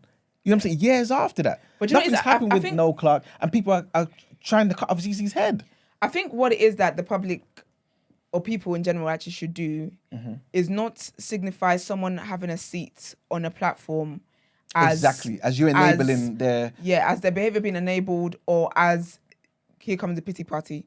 Whatever the person comes to do on there, they come to do on there. Personally, I feel like on the platforms that Noah went on, I personally feel like he was playing victim. Okay. But again, I liked the way he was interviewed on both platforms because they asked him questions and they made it clear, like, okay, you're saying, even Zeze even said to him, like, you know all these things that you keep saying there's context. You keep saying that this one is true, this is not true. And when I ask you which isn't true, you say, well, I can't really talk about it. She said, you realize people are going to make up whatever they're going to say. And I think it's just that. And I think that just covers everything. Even covers how do people navigate spaces where you feel like, you know, people are too sensitive these days. Understand that whatever you do may have consequences. If you're a naturally flirty person, you might flirt with some women and they might like it. You might end up dating or whatever it is. That's fair. But understand that you might meet somebody and that makes them uncomfortable. Yes. And so you cannot then say, well, I flirted with that person was not a problem, but what, you're just too sensitive. Of course. No, you have to take each person. Like the Lord says, take each victim as you find them. You got to take each person as you find them. Yeah. So this line might work for you. Get you whatever it is that you want 10 times. If that one time it did not get you what you want, you need to take accountability for that and not turn to, well, how do I navigate? You can't even say anything anymore. No, it's not about that. You just have to take accountability. Yeah, no, it's I just agree with that simple. Do of you get what I mean? If the way I was bantering this morning about Salah, and he said, you know, that made me uncomfortable, I would have straight away apologized. Do you get what I mean? Yeah, but it's just understanding that. It's understanding that everyone is different. And this whole thing, because he also made a point to be like, you know, oh, some of these were years ago. Why didn't the women bring this up? Blah, blah, blah. You need to understand, you might meet a woman, you might grope a woman, yeah? And you're the first guy that's ever groped her, and so she's in shock or whatever. You might meet a woman who's had worse things done to her, and then you said to her, like, oh, you got nice tits. And that might just be the breaking point. And so now you got to accept that you are the breaking point. It might seem like a light comment to you because you said it to other people, but this might be her breaking point. You just have to accept it. People just have to accept the consequences of whatever it is that they say, whatever that might be. It's just that. It's just that simple. But I don't think it's difficult to navigate space. I just think there needs to be education. 100%. Because for me, it just feels as if there's a lot of dismissive attitudes because, well, back in the day, this is all right, but today you can't say anything anymore. It's not about that. It's about that the society is different now. Yeah. So get with the program. No, do you know it is? Again, I'm not trying to defend that at all, right, Esther? I've got a question for you afterwards, right? But I'm not trying to defend that. I think it's more so when people say that, right? I think they're just trying to apply context. You know what I'm saying? It's never right to touch or talk rudely or whatever it may be to a woman or a man or whatever the setting is. Yeah. It's never right. But it's just that in a particular time, people did it. So in your mind, subconsciously, this is just the way of the land. You know what I'm saying? And so this is why I gave the example of sometimes back in the day, you may go and chat to a girl, for example, be like, oh, hey, come here. Like today, that's I don't know what it is today, right? But like the kids wouldn't necessarily do that today like they were doing back in the 90s. But you know what? Sometimes things are just this is so easy. You did it back in the day. the people that you did it to back in the day have said they feel uncomfortable. Yeah. I apologize about that. Yeah. I didn't know better. Now I know better. I'm going to do better. Yeah, of course. No. I'm not saying that all that type. No, you're not saying. But this is the problem. Like some people hold on to what was back in the day, but use like it's still victim blaming about the fact that. Do you know what I mean? Like the knowledge that we have today. Some people are not. They don't want to accept that. Yeah. Because for them it's like, oh, you lot are too sensitive, man. It was all right back in the day, but again, if you look at these people, you ask the people that you moved to like that, you ask people that you did stuff to, they would say that they felt uncomfortable. Can I ask a question quickly? Yeah, because this came up on the Zeze show as well. Obviously, I'm being conscious of time and whatnot. Yeah, but how would you define harassment? Does compliments from someone you're not attracted to? No. Mark's is laughing, but you can understand why people may have that. Yeah, but you know what it is? There's a lot of people who act like that. There's a lot of people who, if someone they like says something, it's a compliment. Yes. If someone they dislike said something, it's harassment. There's a lot of people who move like that. I see stuff like that. And harassment obviously can encompass comment. By the way, I haven't defined it, by the way, because you just used Mark's definition and you're running with it. No, let her land. Go on. Land, I didn't even start the plane. I personally feel like harassment, is if it's something that persists. Okay. I think more than one time. Okay, so harassment is not the initial. No, I don't think harassment should be the initial contact. Obviously, I know that we made the joke about if you don't like a guy, blah blah, he's harassment. But I personally wouldn't like. I might be offended that what do you think this is going on here? How dare you dare me, kind of thing. Yeah. But I do think harassment should be 1+ time. If you say something to me and I say I don't like that, that makes me uncomfortable, and you do it again, I think now we're in the territory of harassment. Okay. But I don't think initial contact. Sorry, Brent. That's fine. Definition is aggressive pressure or intimidation. Yeah. That pressure is where it comes 1+ times. Okay, cool. Yeah. All right, is there anything else they want to touch upon? I don't think so, but I just think that I don't like the hate Zeze was getting just for having the man on a platform. I think she did a great job in terms of interviewing him. I feel like she was very objective and she pointed out things that needed to be pointed out. There is definitely I can see a difference in his body language and the way he was moving when he was on Zeze's platform compared to when he was on Winner's podcast. Obviously, all man. Oh, guys. Oh, but he's more comfortable when he's talking. I feel like he was more comfortable, and I feel like he walked into that feeling like he didn't have to prove himself. Who gave him a harder time? Zeze. Okay. Because I feel like he walked into Zeze knowing that he had to prove himself, but he walked into the other ones as if like they were boys. So basically, one example is that basically he talked about how, on Zeze he was like, oh, I can bring out my laptop right now and show you receipts. And Zeze was like, oh, get it then. Like, let's do it. And he was like, oh, no, it's fine. I'm not going to do that, blah, blah. On the boys, and they didn't ask him. He just brought it out. They didn't ask him. He just brought it out. Do you get me? So he showed the laptop? Yeah, he did. Okay. He brought glasses. He had glasses on and everything. He was like, I need my glasses too so I can read this properly. Do you get me? And he was reading dates, timestamps, all that kind of stuff. This is to do with the bullying of, what's that guy's name? Adam Deacon. Yeah, Adam Deacon. This was when he was showing receipts of that. Yeah. Do you get me? So I feel like, I don't know what it is. I just feel as though I'm going to get into some of the parts on Word and Road in terms of why this whole interview stuff has even come about and all that kind of stuff. But yeah, I didn't like the conversation about, whether or not she should have given a platform. I think that people can say whatever they want to say on here. They can, whatever platform there is, if it aligns with what you kind of content that you do. Like Mark was saying, No Behavior is not a platform for anybody like that to come on. Yeah. That's not what they do over there. And I think that's fine. But if you're a platform like Chucky's platform, like our platform, like Zeze's platform, where we do have interviews, I'm not against people having interviews. Again, for me, what's the biggest thing is about the people that interview that person. Yeah. If you came on here and we're out here like, oh no, do you know what? It's fine. That's different. We have to be objective. It's about what your intentions are, and even if you don't see yourself as a journalist, she does do journalism. You know what I'm trying to say? Like, and if you want to get these stuff out here, some journalism is not easy. Some of it's hard. Sometimes you got to report on horrible things and all that. And this is what you want to do. And if that's what you care, and that's what you believe in, and this is your goal, and you want to get stuff out to the world, and this is what you want to take it, then you got to do it, man. Yeah. And some people you got to be prepared to sit down with. Some people interview people that they hate everything about them. They don't agree with them. Me sitting down with you doesn't mean I align with you, but this is what I do. It serves a purpose. We're going to get this out to the world. If people watching it, people are clicking it, it's going there for somebody. And if you don't like all that kind of stuff, just don't subscribe to it. Don't watch it. You know what I'm trying to say? That, but what you can't kill the person for doing it. Like this is.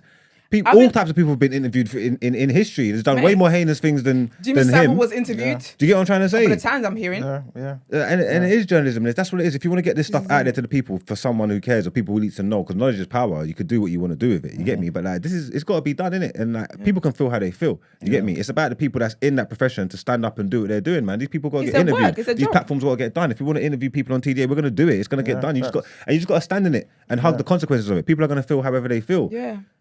If I make a comment about visuals and reading, it will be a problem. But if Guardian did the same thing with Zeze, right? That Zeze did, but it was in written form in a newspaper. I don't think people could say it's not journalism. And this is why I mentioned earlier that when articles are done about people, they reach out to them and say, "Do you have a comment?" No one ever says, "Why did you reach out to them to give them to ask for a comment?" You're giving them a platform to say their piece. Do you get me? Like, for me, I just think it is journalistic work. You might not appreciate the graft someone is doing. You might not appreciate someone's work. And that's fair if you don't. If you don't like somebody, that's fine. Don't engage with their content. It's just that. But I don't think that people should go so personal to insult a person, because the comments I was seeing about her was horrible. And this is why I say sometimes the message gets lost. I can understand people saying, you know what, you give them a platform. I can understand that argument. But when you start to go deep and you start to call someone ugly and you start to call them, you're doing that. When you start going personal, the message of what it is that you're fighting for gets lost. So even if there was moments where Zeze said, you know what, actually, let me take some of these comments in and let me see how I can improve and what I can do better next time. Yeah. That would have been lost again by the people who were then saying this, that, and the other. But I think what you said there is key. Like just in terms of just learning from certain things, and this is why I don't think I'll be opposed to having a conversation with anyone, because you just learn from certain things. Like even me, what I'm saying, my views, I have my views. You know what I mean, whatever. But it's important for me to hear how people on the other side of my opinion feel. You know what I'm saying? To be like, okay, you know what? Maybe it does sound like I'm defending this particular person or da-da-da-da. Because at the end of but you never know unless the conversation is had. You know what I'm saying? We can't run from conversation. That's all we have in most times. All we have is a conversation. This is it. And I think it's just, do you just appreciate people's work in it? I see Zeze as that's her job. Whenever people cuss Wendy Williams and she did this, I'm like, that's her job. There's conversations that we have on here, I'm sure for each of us in some kind of way, it's uncomfortable. Like even when you got to do Donna and you're talking about, it's related to someone killing a kid, you're like, this is stupid. Exactly. But again, it's your job. So you're going to do that. So if we had someone come here who we have to interview, who society is cancelled or whatever, again, we're showing up doing a job. It's not about what we might feel personally. Of course, maybe that might come out sometimes. But again, I just think it's about whatever platform someone goes on to be objective. And we saw that when Chucky did Murad's one. Yeah. It was very objective. And I saw the same thing with Zeze, with Noel, and I saw the same thing with the winners boys. Let's have it right. If Noel contacted us and said he wanted to come up here, we're telling him to step. Yes, 100%. And we just have to just make sure we hold his feet to the fire. And we will. You get me? Exactly, of course. Everyone grab a foot. This is just so we're doing. There are only two. Don't do this.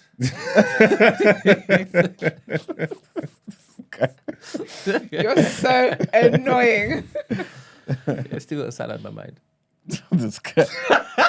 Hey, you gotta say pause, man. Brent is down bad. That's listen, you know, soon you're not gonna be allowed to behave anymore. Keto baby. Man said keto baby. But no, man, it is what it is. I think we've done a good conversation with this. 100%, man. Yeah. You wait to pat yourself on the back. Which I can wait to pat myself on the back. Absolutely, man. You're right. I'm a journalist, bitch.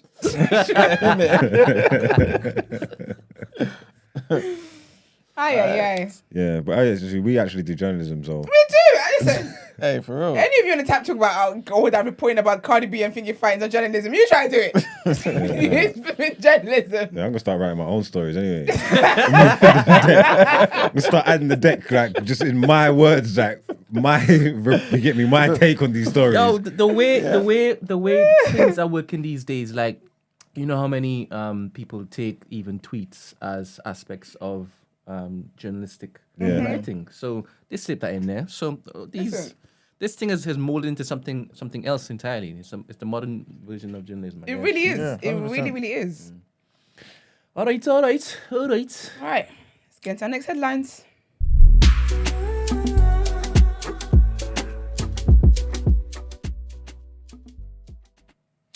All right, man. So this next headline, so trigger warning here. Some sad news that happened in America. And 6 people, 3 children and 3 staff have been killed in a shooting by an ex-student at a school in the U.S. city of Nashville, Tennessee. 3 of the victims were pupils aged 9 or under at a Covenant school. Police named them as Evelyn Dacos, Haley Scruggs, and William Kinney. The adult victims were named as Cynthia Peake, who was 61, Catherine Kuntz, who was 60, and Mike Hill was 61. The private Christian school has about 200 students. It's sad. Did you see it? No, I Yeah. didn't. What do you mean see it? What, there's footage? No, not That's footage. in As the- in the all of the commentary after it happened, like it was happening in real time. It was mad, man. Yeah, man. It teaches pupils from 3 years old up to around 12. Miss Peake was a substitute teacher working at the school that day. Mr. Hill was a janitor, and Miss Kuntz was described as the head of school on Covenant's website. Police said the suspect was 28-year-old Audrey Hale, who identified as a transgender. Hale was armed with 3 guns, including a semi-automatic rifle, and was shot dead by police. Police received the first call about the incident at 10:13 local time, which is 15:13 GMT on Monday. And the suspect drove to the school in a Honda Fit and got in by firing through one of the school doors. Oh, it was a trans person? Yeah, a trans person, yeah. Oh, God, that's not going to be good for the community. At all. Yeah, and then they got in by firing through one of the school doors, which were all locked. Video later released by Nashville police show Hale using the gun to gain entry by shattering glass panes on the front doors, then wandering the school's deserted corridors. At one point, walking past a room labelled Children's Ministry. In the CCTV footage, Hale is wearing what looks like a protective vest and carrying an assault-style rifle in one hand, with a second similar weapon also visible hanging from the left hip. This person just went there to just cause damage. That's it. I was asking them like the other day on the pod, yeah. Do you think it's too late for them to fix it?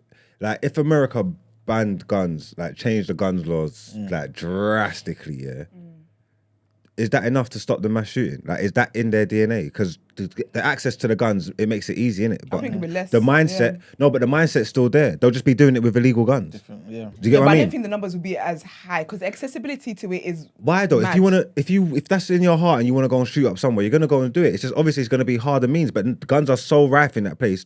It's just not. It'll still be easy, relatively No, but easy think to go and about get it. though. But think about it though. We reported about a 6-year-old Shooting shooting. a teacher. Yeah, I think accessibility to it is one of the biggest things because it's. I can't remember where I saw it, but it's something like you're more likely if you have a gun, you're more likely to use it than. Is it something If you in never the? had a gun ever in Is your it life. something in the mindset? Is the mass shooting so rife because there's easy access to guns, or is there something in the mindset of the people? No, I the think it's a devil's combination of both.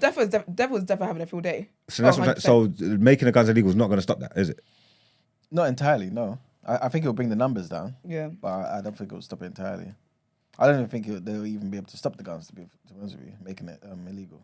I think it'd be a black market and it'll be more expensive because you can't easily get it. Yeah, true. And that will not make it as affordable. Because now, while I'm here, you can go to Walmart and just get some cookie dough ice cream, pick up a gun while you're at it. Do you get what I mean? The accessibility to it is Crazy. wild. Well, the next headline brings us back to the UK, where a Tory MP has warned of a wave and swarms, of migrants coming to the UK. Thank you. I'm glad someone appreciates. So annoying. As the Commons debated the government's controversial legislation to tackle small boat crossings in the Channel.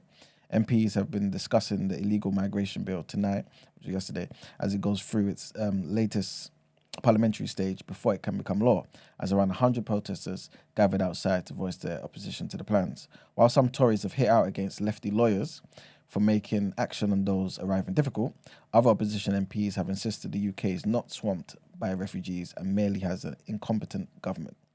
The bill's controversial proposals, which Home Secretary Suella Braverman has admitted may not adhere to international human rights laws, aims to stop people from making the perilous journey to the UK by boat after more than 45,000 people took the route from France last year.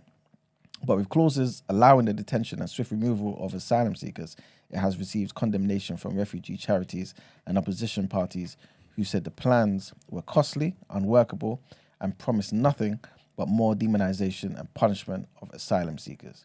The government was forced to promise some changes to the bill late in the day after some of its own backbenchers threatened to rebel over the role of the courts and the introduction of new safe and legal routes. And the last headline takes us to Ghana, where the Ghanaian president, Nana Akufo-Addo, on Monday said an anti-gay bill being debated in Parliament has been modified following his government's intervention. Speaking during the joint news conference with the visiting US Vice President Kamala Harris, Mr. Akufo-Addo said the bill was not official government policy, but rather had been put forward by a handful of private members. He said the Attorney General had submitted opinions to the Parliamentary Committee about the constitutionality or otherwise of several of its provisions. My understanding, this him saying, even though he's not given much detail, but he said, my understanding is that substantial elements of the bill have already been modified as a result of the intervention of the Attorney General. The President refused to say what he would do if the bill passed and hoped the Parliament will consider the sensitivity of the human rights aspect. He also added, we will see what the final outcome will be. Ms. Harris said she had addressed the issue with President Akufo-Addo and said the US considered it a matter of human rights. If it becomes law, the promotion of proper human sexual rights and Ghanaian family value bill will imprison those that identify as LGBTQ and criminalize advocacy for gay rights. Ghana's parliament held public hearings on the bill starting in 2021. It's unclear when it will be put to vote. At the moment, gay sex is already punishable with up to 3 years in jail in Ghana, where homophobic attitudes are widespread, according to the article. But the draft law would impose longer sentences. And that's pretty much it. Thank you. Let's get into Word on Road.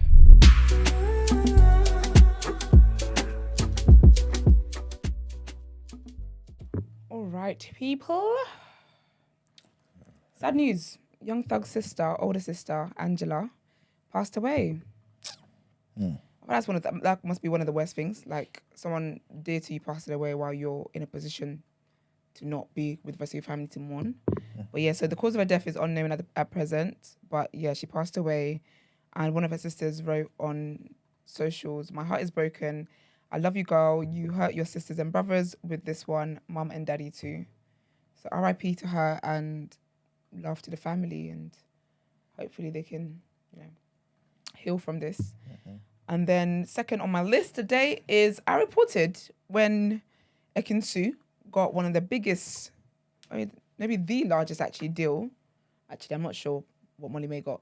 But basically she got a £1 million partnership with Poly, which is one of the biggest in industries ever happened. Well, they dropped her. And she's suing them for dropping her. So there is no word exactly on why they dropped. I have heard stuff about the line wasn't doing so great and all that kind of stuff. But basically she was dropped like 6 months into the contracts.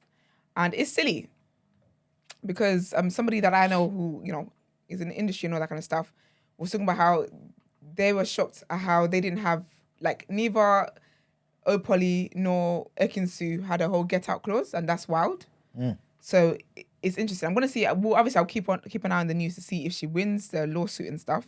There's no word exactly on how much she's suing for, but it's interesting.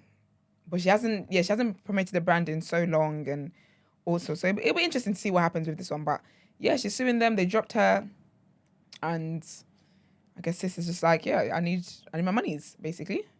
So I'll keep you guys updated on all of that stuff.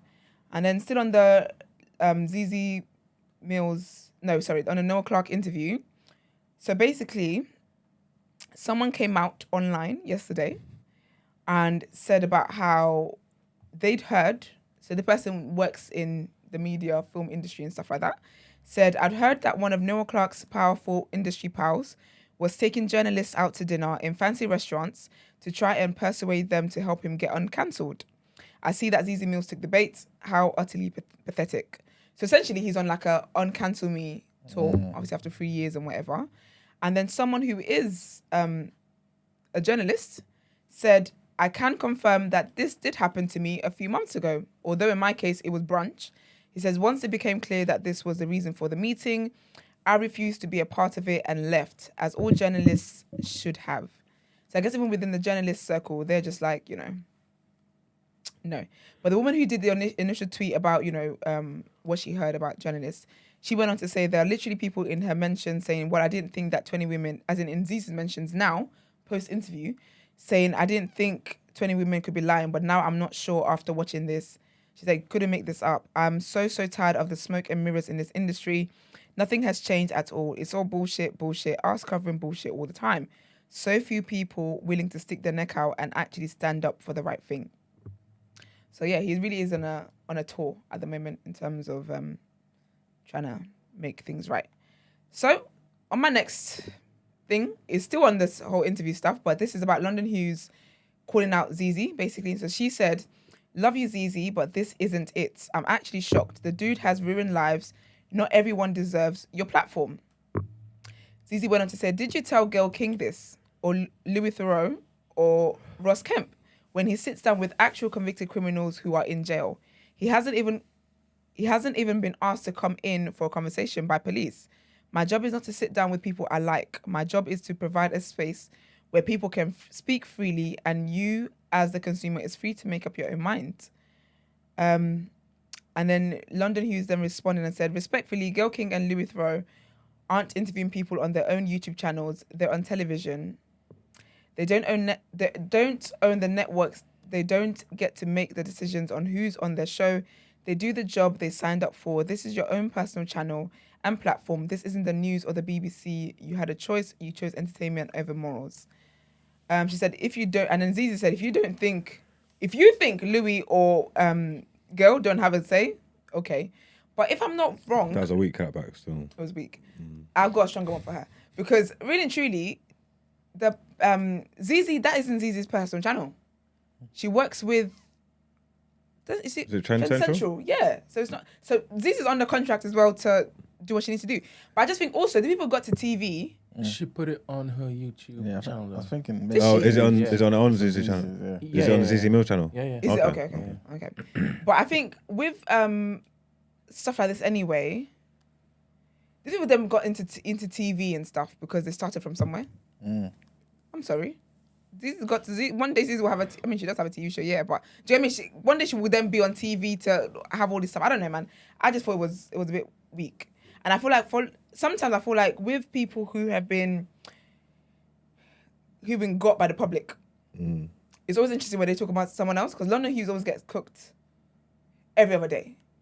Do you know what I mean? So I'm like, why would you know what it's like? Why would you then put someone else like this in that position? Just want to see how the other side live. That's true, actually. I guess for the first time, it's not against you. You get to take part. But, so yeah, I mean, you guys already know how we feel anyway. We've discussed that on the topic of the day. And then my last bit of news is the Motown singer, the legendary Motown singer, Martha Reeves, is basically asking her fans to help her raise $55,000 for her Hollywood Walk of Fame star, which is interesting. I never knew you had to pay for that. There's so many things people pay for. Even like the Met Gala, people pay to attend those things, you know. It's crazy. You Oh, think do that's, yeah. I need to find out whether people pay for the Rock Nation brunch. That's what I need to find out. Whether they have to buy a ticket. That's what I need to do. A lot of these things people have to They pay gotta for. tell me where to pay. Said, I'm ready. I'm ready to go. Direct debit. but basically, yeah, so her team. So apparently in 2021, she was selected to receive a star, but her former manager, dropped the ball when they didn't clear the funds in good time for her to get it. So currently, her new manager is asking for for the fans to help her raise $55,000 to get this to pay for the star. That just pays for the star on the ground. There's nobody can pay for stuff like that on God's earth that He's giving for free. Anyway, but then they're also asking for an additional $25,000 to cover her travel, hotel accommodations, and a reception. I don't understand. That is. Do you know what? The star I can understand, innit? Because I'm like, do you know what? Fair. If you have to pay for these things, I might even contribute £20 to the star. You know, I can't lie to you. I don't see. It's not beyond me to do that. Yeah. But for me to pay for your accommodation, your hotel, and reception of your friends in which I wouldn't be invited to, I feel like anyone who contributes should be at the reception. Get you a sandwich and a drink. But yeah, this is interesting to me because I didn't know people had to pay for their stars. What is really free in this world? If you have to pay to be recognized, I don't know. It sounds a bit wild to me. Do you get what I mean? Yep. Because they all do this whole thing about like, do you have to thank them in your speech as well? If I pay for it, I'm not thanking you in my speech. Long list, isn't it? I made this happen myself. But anyways, I hope she gets the funds, man. It's not for people to be giving their flowers while they're alive. I mean, she shouldn't have to pass away and then people start telling her family to come down and receive the star in her honor. While she's alive, give her the flowers in it. Give her the star. give her all the things that she wants. But this is why people don't chase after earthly recognition. Feel happy about the things that you do. But yeah, I hope she gets the money, and I'll keep an eye on it. If she does get the money, I will let you guys know that she finally got her star. I'll come and celebrate the star when she achieves it. But that is all from me. Let's get into the People's Journal.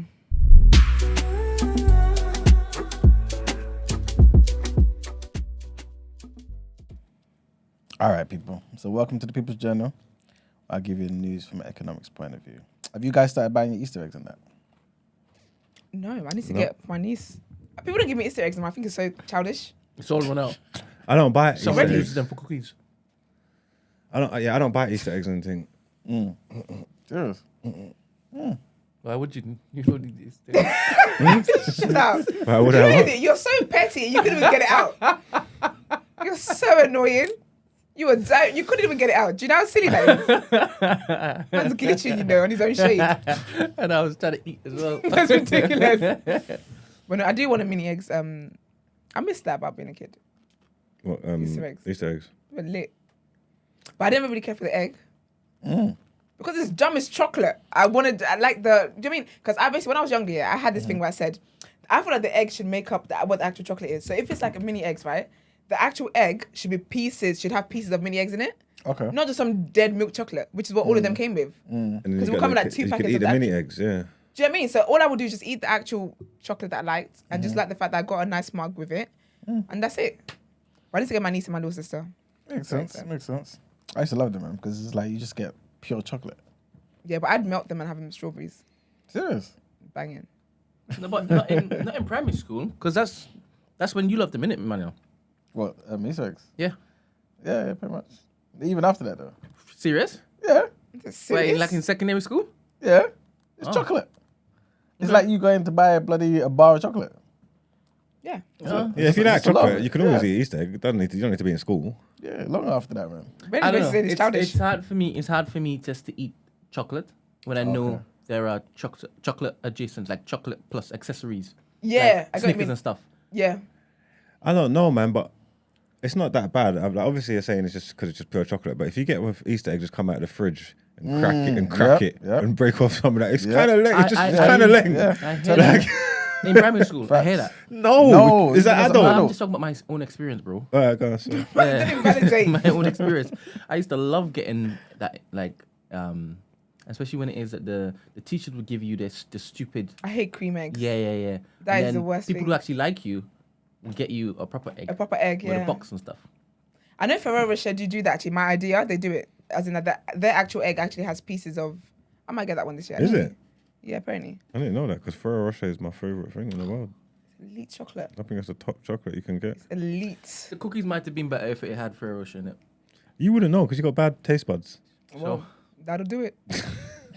Mic dropped. It's just one. You're 2 to 1 down. And he's you know that he's trying to fight. Yeah. And we're looking at him saying, you're wrong on this one, buddy. Yeah, but this is 2 for 2. 2 for 2. Well, I bring that all up just to say they're going to be Shaking a his lot head more open. expensive.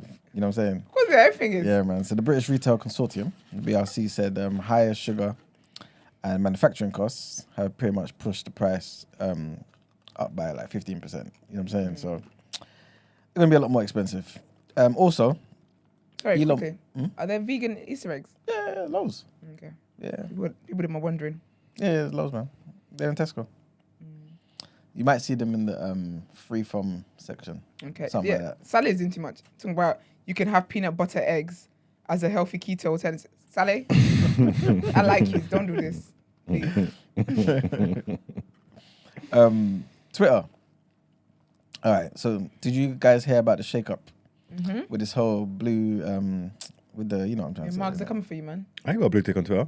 If you don't, that's all right. You're right. Yes, I don't care. How come? I don't know. They're hating. They don't respect me. They was hating. They was hating. We're supposed to put them through the same time, and I got verified on Facebook and Instagram, and then Twitter was taking. Oh, so you got to do something? Yeah. I thought you just wake up one day and it's there. No. You got to put a request through. You have to let them know you exist and. It's easier if it comes through for a company. And Twitter's things, I think you need like a write up in some magazines and Yeah. stuff. And all this kind of stuff. You get me? Twitter was being a bit From a being journalist? bit funny. Yeah, from a journalist. Yeah. And at that time when I was getting it, my Twitter was dormant as well. I weren't using it either. You get me? So they did a thing, and then I just haven't bothered to try again. I need one though.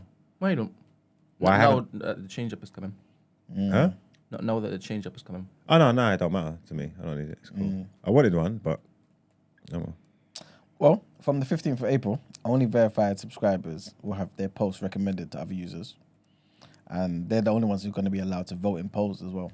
Okay. Yeah, man.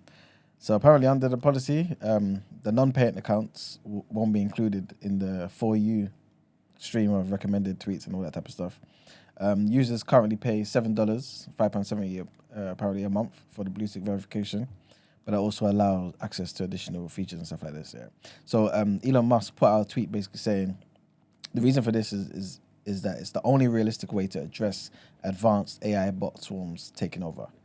It is otherwise a hopeless losing battle. Voting in polls will require verification for the same reason. So yeah, man, it seems like we're just moving more and more towards the whole verify thing. And the last thing I want to talk about is, I'm not sure if you guys would have remembered, but Rishi Sunak, when he was the Chancellor, right, in April of last year, he ordered for the creation of an NFT for Britain, right? So for those who don't know, NFT is a non-fungible token, right? All part of the crypto world, digital stuff, right? How could you walk into It's changed. a primary school?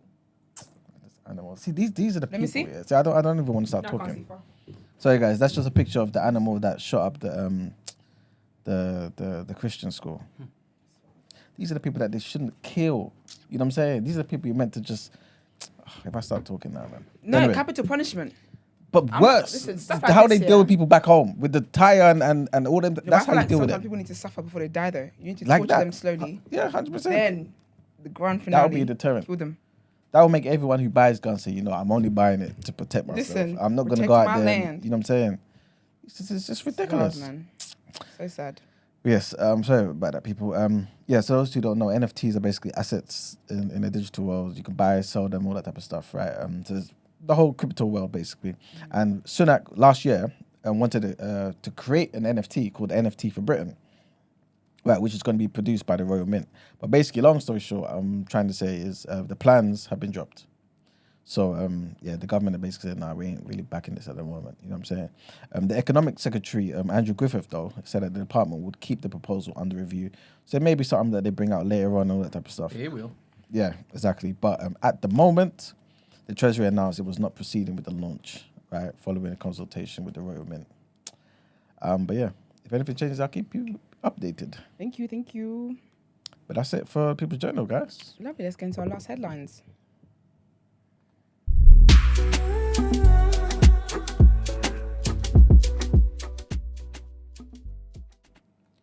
All right, so next headline takes us back home to the beautiful country of Kenya. So the Kenyan opposition leader, Raila Odinga, says that protests against President William Ruto's government over the high cost of living will go ahead as scheduled, despite a police ban. I think the other day we spoke about this as well. So obviously they don't care about the ban. They're going ahead with it. In a Twitter post, Odinga called for protests on Monday and Thursday, hours after accusing the deputy president, Rigathi Gachagua, of coordinating a campaign of mayhem against the planned demonstrations. Last week, protests in Nairobi and other cities turned violent and one person was killed. Police arrested more than 200 people, including lawmakers belonging to Odinga's One Kenya coalition party from both houses of parliament. Kenya's police chief on Sunday announced a ban on the protests called by Odinga, saying that such acts remained illegal. The Inspector General of Police, Japhet Kume, told reporters at a media briefing that we have been restraining ourselves. That's what he's saying, right? We've been restraining ourselves. We cannot do that anymore. We are ready as the police force to maintain peace. Odinga is 78 years old, and he has called for indefinite twice-weekly protests, citing the high cost of staples such as maize flour, which has kept inflation high. So this is basically why they're campaigning and stuff. He's also accused William Ruto, the president, of cheating in last year's presidential election.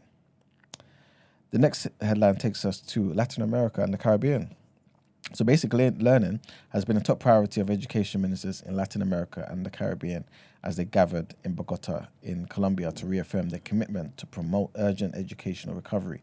The World Bank reported that the meeting aims to discuss and agree on concrete measures to ensure that all children and adolescents get the basic learning skills that they need to reach their full potential and become essential units of society. Beautiful. The pandemic has undoubtedly affected 1.5 years of schooling, which according to the World Bank could have set back learning outcomes for more than 10 years.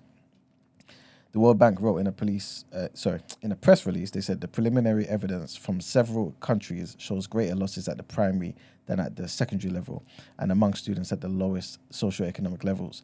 Collective learning losses will hurt Latin America and the Caribbean in the future, exacerbating inequalities and jeopardizing economic growth. Basic skills, including reading, writing, mathematics, and socio-emotional skills, which will equip the students for the real world.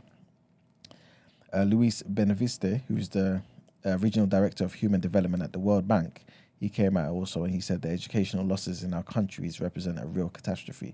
It is urgent to work to reverse them as soon as possible and with special attention given to the youngest and the most vulnerable. And the last headline, remember David Jason?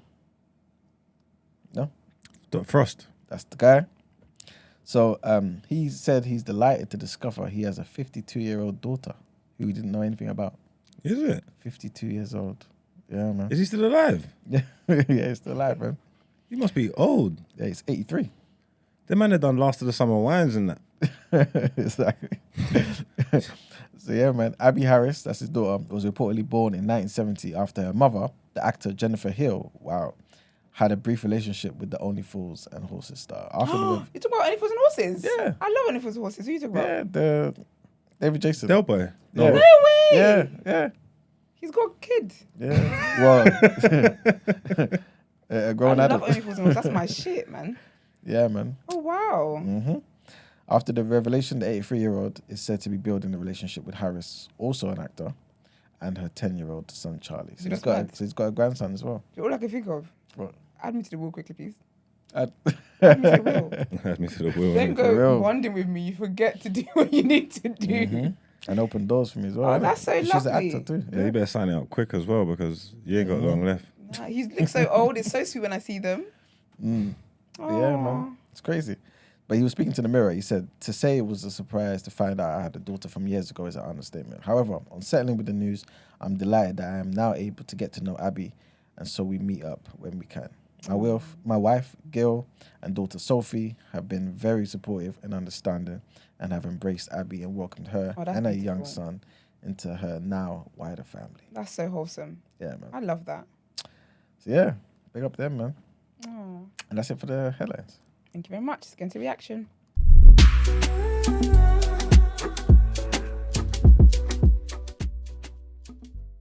Is that a reaction thing? No. Is there anything to react to? There wasn't much. There was just some football in African nations yesterday. That's nice. Got to cover that yesterday. We had it there, but you know. Mm-hmm. It weren't there. We do.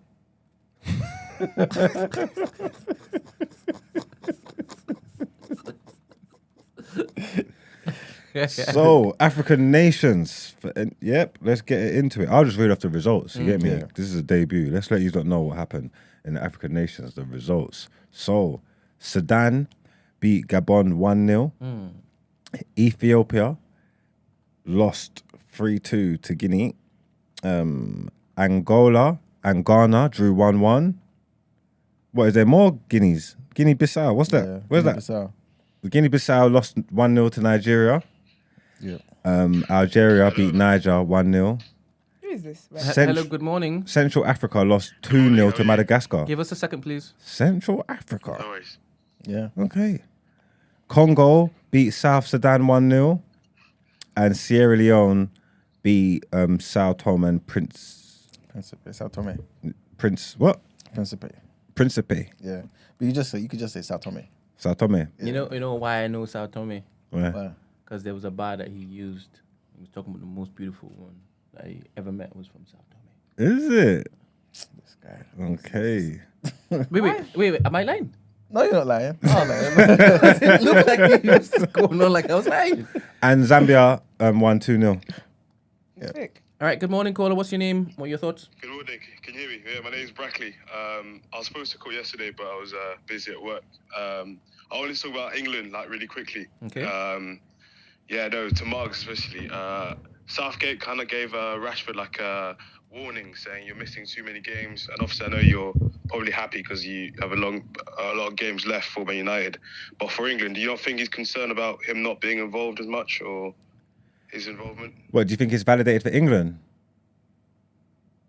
Sorry, say that again? Are you saying, do you think his concerns are validated for England? Yeah, Southgate on Rashford, yeah. I mean, I could hear where Southgate's coming from. With the form that Rashford's in, you would want to implement that into the England team. But at the same time, he was cooking in the World Cup and he couldn't get starts in that. Like, do you know what I'm trying to say? Like, what did he get? 3 goals in the World Cup. He was doing his thing and then still like coming off the bench and all that. So like, he ain't rating him as much as he says. He's not doing the right thing. And it's a long season, man. You get me? Like, Rashford's got to make sure he's ready for United. But what he was saying about you can't miss something you haven't had, I hear it, because it's not like he's been a certified starter in the England team and they've got other stuff and all that. And if he cares about his England career like that, he's got to pull his socks up. But I'm happy with the way things are going still. I'm cool. We good over here. You get me? Fair enough. And just last question I had for Eman and Brent. Obviously, I don't know if you saw, it went crazy on Twitter yesterday. And this morning, to be fair, there was this big debate about Salah or Saka, about being the best right winger. I'm an Arsenal fan, by the way, so obviously you know where my loyalty lies. But what are your feelings on that? Or was it too early? At present, it's definitely Saka. But better than Salah. You asked me last 3-4 years. It is not a question. Yeah. Yeah. Fair enough. Mark, do you agree with that? Yeah, if you're talking about currently on form, like this season, then yeah, it's hard to look past the kid. He's been sensational. But in general, overall, then yeah, it's definitely Salah. And even though as good as he's been, you can't just forward for one season and disrespect the man who's been cooking up the league for the past how long? Do you know what I'm trying to say? So in general, there's really no competition. It's not a conversation. But this season, yeah, man, give him his flowers, man. Saka's been cold. Fair enough. Before I go, I just wanted to I want to ask a question out of football, just really quickly, yeah. And I'll go. Eman, hello? Yeah, go.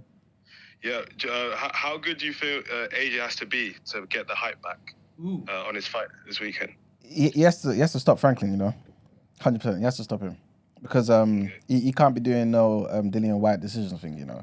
Because immediately you drop down to the level of Dillian White. No disrespect to Dillian White, but Dillian White is not a heavyweight champion. You know what I'm saying? He didn't hold 3 belts. You know what I'm saying? And the thing is, for those of us who kind of defend AJ, I guess the defense comes from the fact that he lost to Usyk. Yeah, granted twice, but Usyk is a superior. Exactly, he's a superior boxer. You know, like amazing boxer, IQ on another level. Not only that, but he had the balls to fight him as well. Yeah, exactly. Exactly, 70-30 split, and still don't want to fight. You know what I'm saying? Talking about 100%. If he wants to donate 1 million to Ukraine, I'll donate 2. Then next week, I don't want to do it at all. Yep, yeah, exactly. So yeah, but all the best to AJ, man. But hopefully he stops Franklin. He has to, I think. Do you believe him again, or you sound like you're like he's kind of like old news, or do you still believe in him? Or is it? You know what? I still do. You know, I still do. Him being with what's the guy's name? His new coach. I think. Oh yeah, I know you're talking about. Yeah. Is it the Mexican guy? I know you're talking about. No. He trains Spence and Charlo. Yeah, that was an old fight. Sorry, no, I don't remember him, but I don't remember his name. But I know he's got a new coach. Yeah. So like, I'm hoping he can bring out like a lot of good from AJ, man. I don't think AJ's done, man. He's lost 3 fights, granted, but again, Lennox Lewis lost 3 fights. You know what I'm saying? Yeah, Tyson lost. Tyson lost. You know what I'm saying? So again, he can come back, man. He's still young, relatively young. No, not if he's the same person. Thank you very much, guys. Bless, bro. He never come back if he's the same person.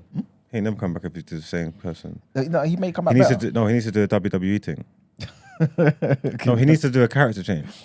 What, like and his just come whole out- persona needs to change, like on like a Stone Cold Steve Austin thing. He needs to come out like his whole mindset needs to be like a madman. Black boots, black shorts. Everything. Like I'm evil now. I'm here to kill you. Like I'm not the same person. He said he doesn't care no more. Yeah, you're not like the same person that you was talking to. yeah. That's not him anymore. AJ's gone. He's like yeah. on some real WWE shit. He needs to come out as a new person. Like, I'm a He's killer. identifying something else. Yeah, I identify as a madman. You get me?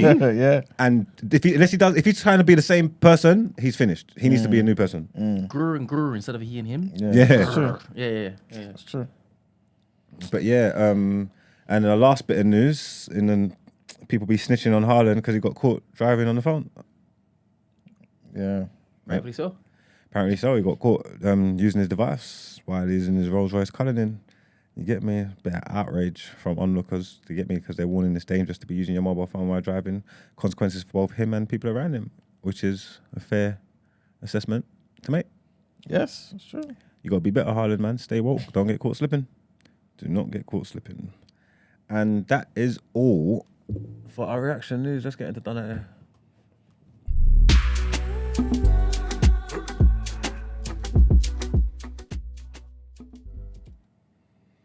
So, Out Ere is a quick one. I opened this earlier and I looked, and I panicked. Absolutely panicked. Are you panicking? Because the story was outrageous to me. Oh. So basically, there's an old firm derby, Chaos just broke loose at the Old Firm derby between Rangers and Scotland, in women's football. And it said the women's coach, Craig McPherson, headbutted the Celtics boss, Fran Alonso. And I'm like, what? Wait there, what on earth is going on? Craig headbutted Fran. You can't do that. It's a women's football game. I'm saying like the whole world's gone mad. This was like I was gonna highlight this, because I couldn't believe it. I'm saying like firstly, I didn't know gaffers headbutt each other. I didn't know women football was so like that. But then I just thought like, you can't be headbutting her. You get me? Mm-hmm. Like that is wild. I'm reading on. And then my fears, what I initially feared, wasn't. Come to find out, Fran's a brother. Fran's a man. You get what I'm trying to say? So I was like, oh.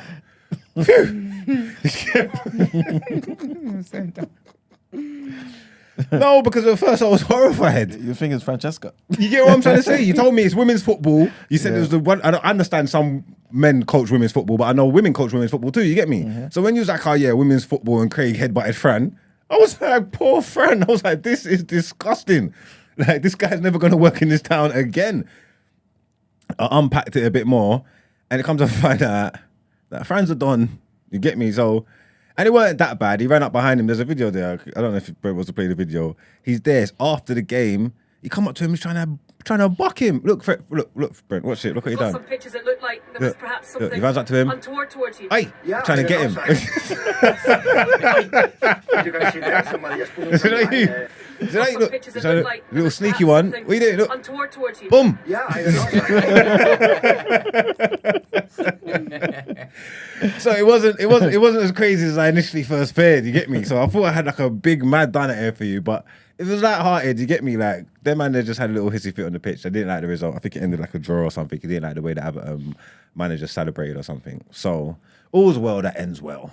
You get what I'm trying to say? It wasn't as scary as we first thought. I thought I ended on a light-hearted one, but that's it, man. I don't even know who's done it here after that. That was light. You get me? Like that was calm. But I just wanted you to see it. You get me? But yeah, that's enough from me today, man. Here's the outro.